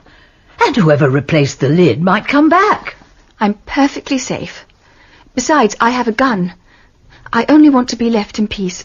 Please don't worry about me. I don't like strangers snooping about the cottage. Oh, I don't mean you, Cordelia. You're different. But the cottage is very special to me. You don't know why, do you? You don't know why I come to the cottage day after day, why I stand for hours by that well. I'll tell you. No, not if... I must. I want to. That well. It killed my baby. Oh, no. My little boy. My Peter. 4 years old. He fell to his death. My dear... This cottage was our place, Pete's and mine. We couldn't marry. He was already married, and she wouldn't divorce him, so this is where we came. This is where we conceived our child. Here, in this very room. Miss Markland, please. Of course I had the baby. It was my chance to get something out of life, to make up for all those unrealized hopes, lost opportunities. I had the baby and I brought him up on my own. No easy matter in those days. For 4 years, he was the centre of my world. We lived over at the house, but I never brought little Peter here, never, never, never. But that day, that horrible day, he somehow managed to get through the hedge. God knows how he climbed onto the rim of the well. But he did. And then, think of those last terrible minutes. Think of his crying out for his mummy. The cold, suffocating water dragging him to his death. That well robbed me of a precious and irreplaceable life. Tonight, I claimed a life back from the well. A life. For a life. I'm sorry. I'm sorry. You've saved my life, and I'm grateful, but I can't bear to listen. I don't want you here. For God's sake, go! I collected Bernie's gun and loaded it. Then I went outside to wait, deep in the shelter of an elder bush. The slow minutes passed. Finally, I heard the sound of an engine, and someone stopped a car further up the road. A few seconds later, the sound of feet moving round the cottage was unmistakable. And now he was in sight, a stocky, broad-shouldered figure black against the light. When he got to the rim of the well, he waited, and the moon struck the whites of his eyes as he gazed slowly round. He bent down to the rope lying on the grass and threaded one end through the iron hoop of the well cover. I moved forward, the gun held firm and straight as Bernie had taught me. Good evening, Mr. Lunn. It is Chris Lunn, isn't it? You! No! Stop! I've got a gun! I warn you, I'll fire! But I didn't. As he fled up the road towards his van, I made for my car. He had the advantage. He'd left his engine running. I threw myself into the driving seat, reversed violently into the road, slammed my foot on the accelerator and gave pursuit. The rear lights of the van were just 100 yards ahead of me as we approached the Cambridge junction. I was gaining on him. He swerved round the corner. For a few moments he was out of sight. That's when it happened.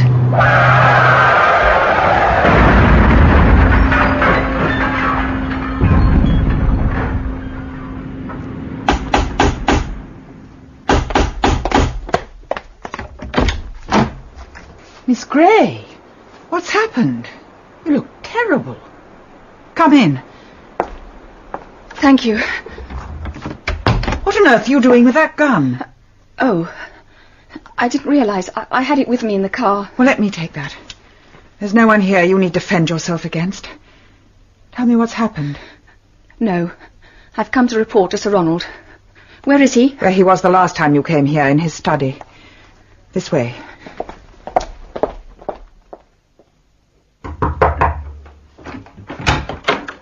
Miss Gray to see you, Ronald. Miss Gray? Take a seat. What's the time? 10:30. A quarter of an hour ago I learned that Chris Lunn's been killed in a car crash.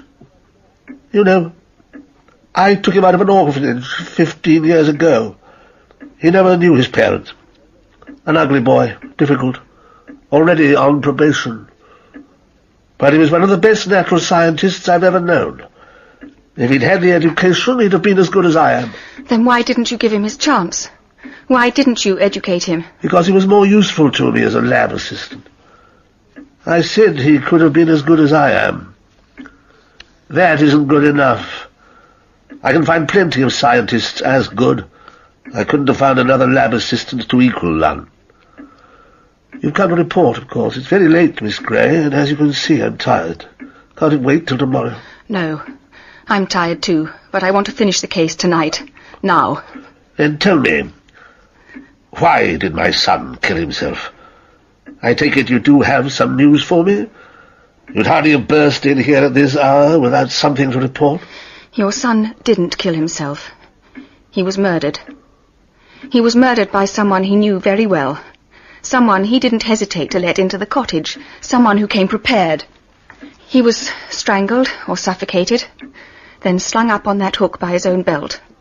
Last of all, his murderer painted his lips, dressed him in woman's underclothes, and spread out pictures of nudes on the table in front of him. It was meant to look like accidental death during sexual experiment. Such cases aren't so very uncommon. And who did all this, Miss Gray? You did. You killed your son. What reason could I possibly have for doing such a thing? Because he'd found out that your wife wasn't his mother. He'd realised that you defrauded your father-in-law into leaving his fortune to her and to him, and he'd no intention of accepting that legacy in 4 years' time. You were afraid he might make this knowledge public, and that if he did, if the truth came out, then that would be the end of the promised grant from the Wolvington Trust.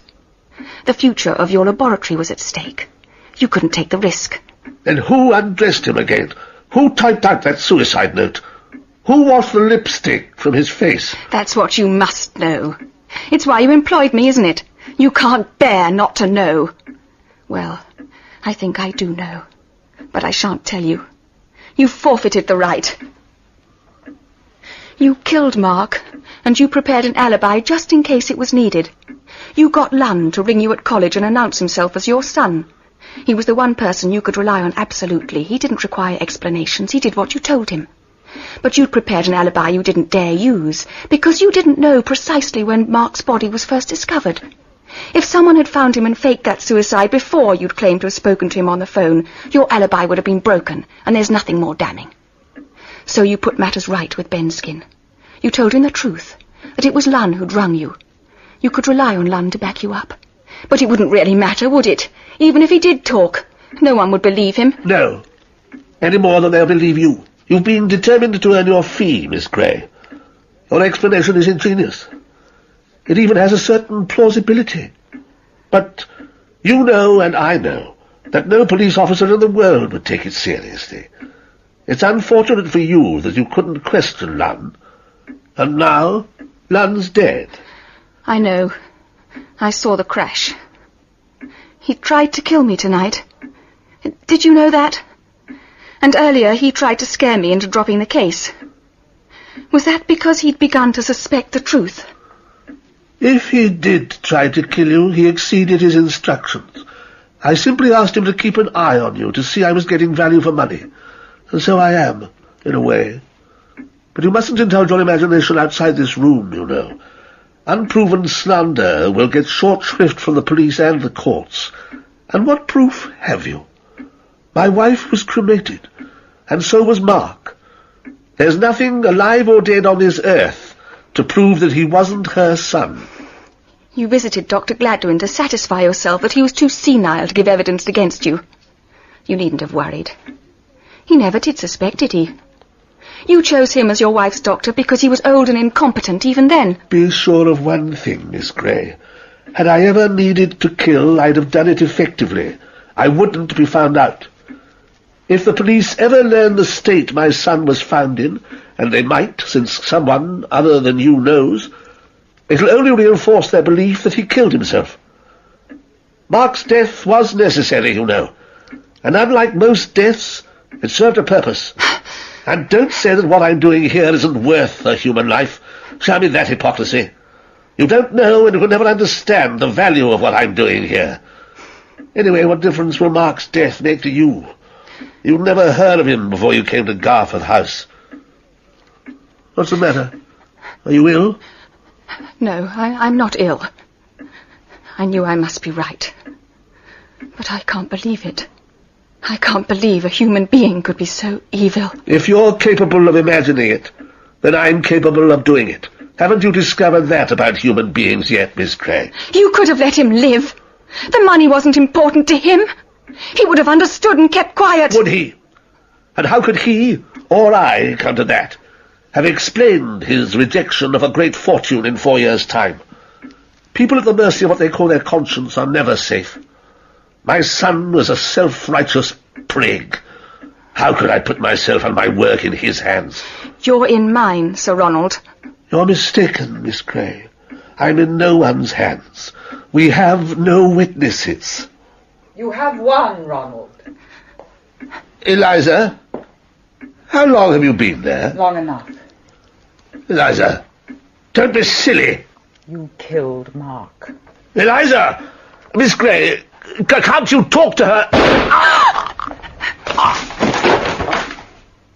He killed my son. Your son, Miss Leaming? Of course, Mark was my son. His son and mine. I thought you might have guessed. He was right, you know, when he said no one could touch him. There was no proof.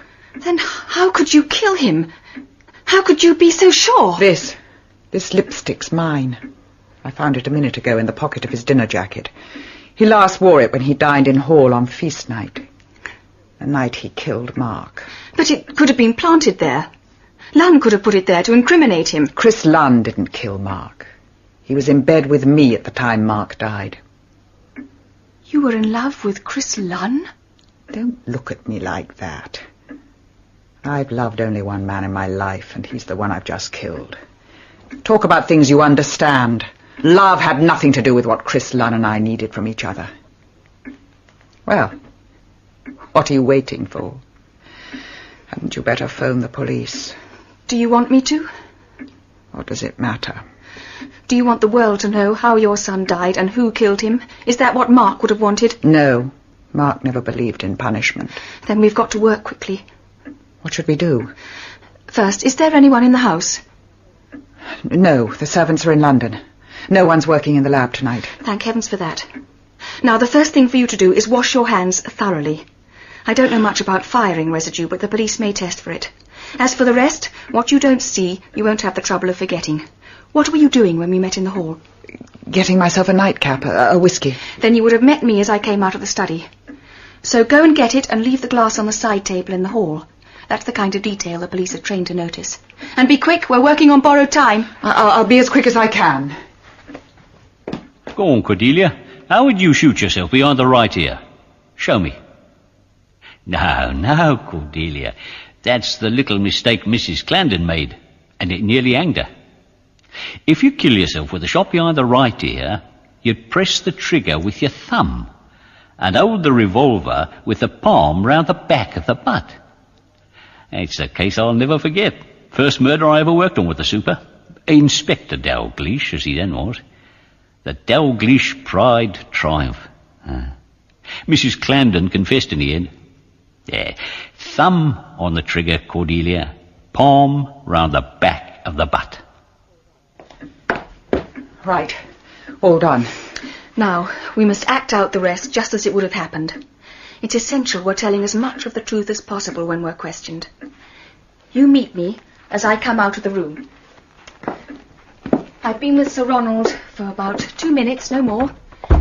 You put your glass of whiskey on the hall table and walk with me to the front door. You say... What would you say?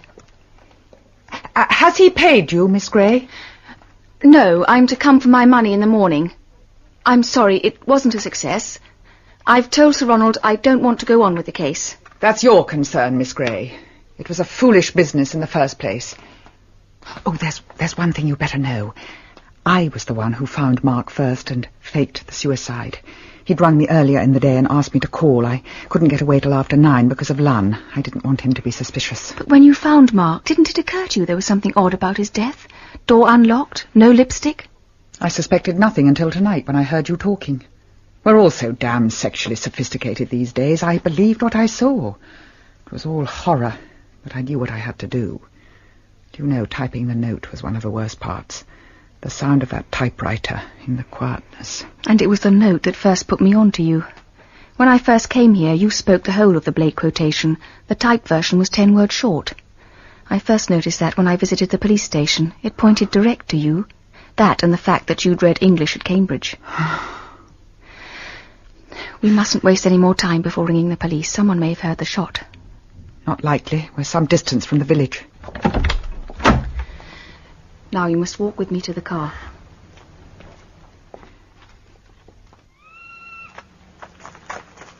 Do we hear it now? Yes, we hear it now. What was that? What? It sounded like a shot. It can't have been. Probably a car backfiring. But there aren't any cars, Miss Leaming. No. And it came from the house. Come on, quickly. I'm coming. Through here, the study. No, Miss Gray, let me. Please, Miss Gray. He shot himself. I'd better phone the police. What have you done in there? What about fingerprints? Never mind, I've looked after that. All you have to remember is that you didn't know I had a gun when I first came to Garforth House. You didn't know Sir Ronald took it from me. You haven't seen that gun until this moment, all right? Yes, all right. Oh, and one thing. We mustn't talk together when the police are here, and we mustn't meet before the inquest. They'll know this can't be murder unless we two are in it together. And why should we be when we've only met once before? But there are things you probably want to ask me. How about King's College Chapel, say the first Sunday following the inquest, after Evensong? I'll be in the chancel. It'll seem natural enough for us to meet then. That is, if we're both still free. We shall be, if we keep our heads.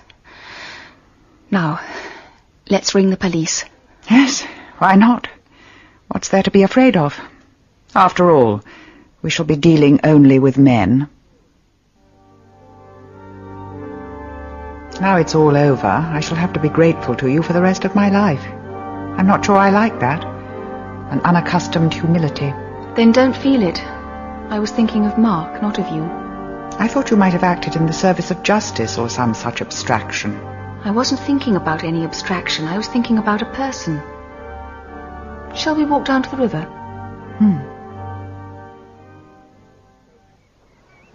Pregnancy isn't difficult to fake, you know. It only needs a loose corset and judicious stuffing. Evelyn found no problem in carrying through the deception. We had to get rid of that tedious fool Nanny Pilbeam, of course. Ronald was delighted. He was tired of being spoken to as if he was still the bright grammar school boy from Harrogate. She told me Mark had a great look of his mother about him. She would, sentimental as well as stupid. I discovered I was carrying Ronald's child at about the same time Evelyn learned she could never conceive. I wanted the baby. Ronald desperately wanted a son. Evelyn's father was obsessional about his need for a grandson and was willing to part with $500,000 to prove it. It was all so easy. We had no conscience about defrauding George Botley. He was arrogant, brutal. He even subsidized his own deceit. Cheques began arriving for Evelyn, each with a note urging her to consult the best doctors, to rest, to take a holiday in the sun. She'd always loved Italy, and Italy became part of the plan. The three of us would meet in London every few weeks and fly together to Pisa. Once in our rented villa outside Florence, I became Mrs. Callender and Evelyn became me. But how could she? How could she bear to watch you with her husband, knowing you were going to have his child? Because she loved Ronald and couldn't bear to lose him. Besides, she was going to have care of the child afterwards, be its mother. She convinced herself that what we were doing was best for the baby. Of course, we arranged matters so that I gave birth while we were in Italy. Then the three of us came home with the baby and a birth certificate in the right name. And 9 months later, Mrs. Callender was dead. He didn't kill her, if that's what you're thinking. But she should have had a specialist. Or certainly a better doctor than that incompetent fool Gladwyn. The trouble was all three of us were desperately afraid that an efficient doctor would know she hadn't borne a child. She was as worried as we were. So she died and was cremated, and we thought we were safe forever.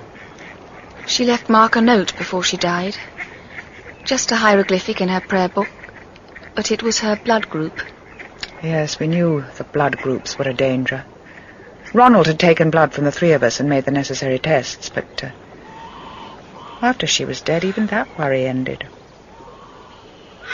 You know, the irony is that Ronald never loved the boy.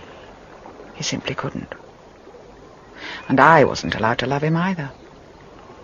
Poor Mark. I watched him grow up, starved of affection.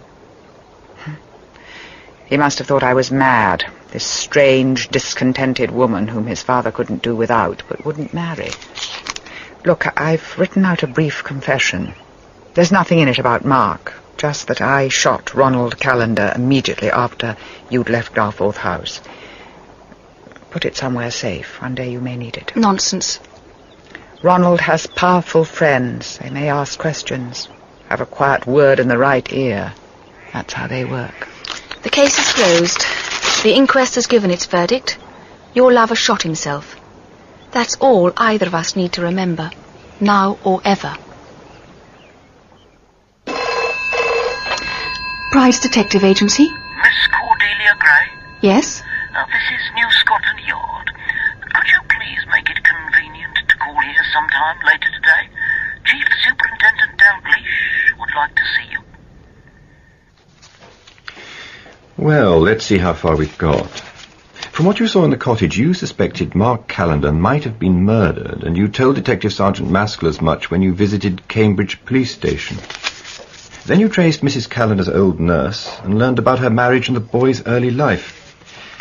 After that, you went to see Dr. Gladwyn, the GP who looked after Mrs. Callender before she died. By a simple ruse, you found out Ronald Callender's blood group.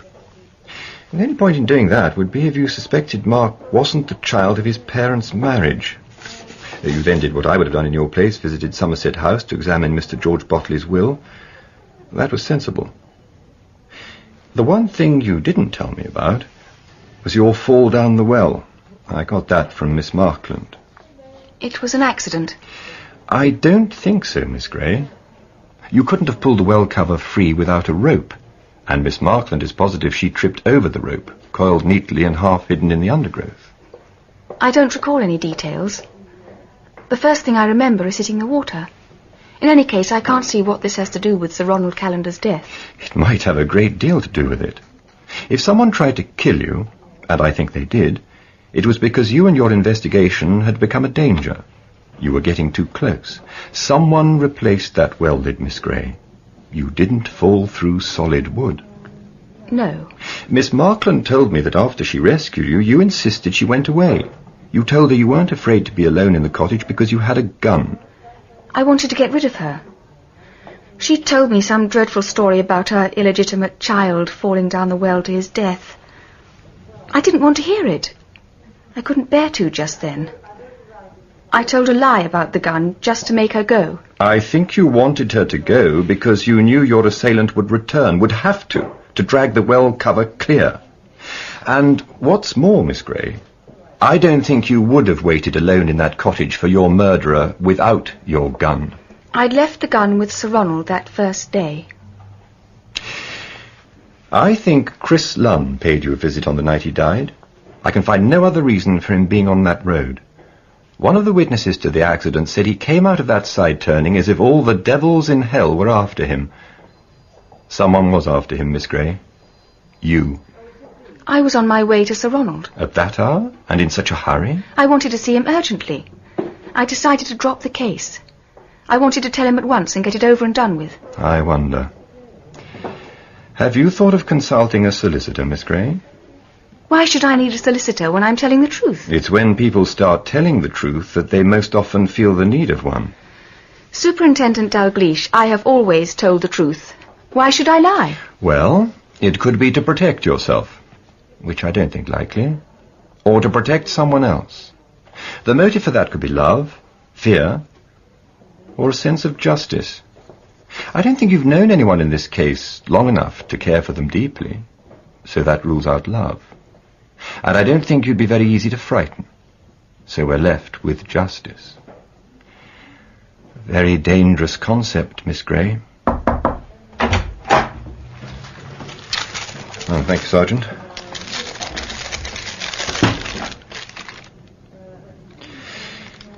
This concerns someone you know, Miss Gray.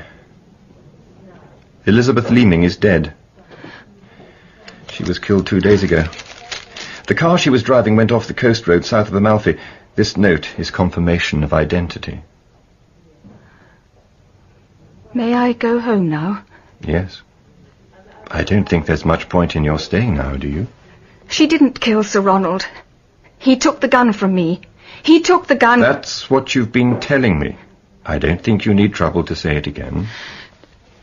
Do I have to come back? Not unless you decide there's something you want to tell me. In that well-known phrase, you were asked to help the police. You have helped the police. Thank you. Come along, Miss Gray. Can you use my handkerchief? And after you'd sacked him, you never asked how he got on. Not once. You didn't even come to the funeral. I'm sorry. It's rather worse than that, I'm afraid.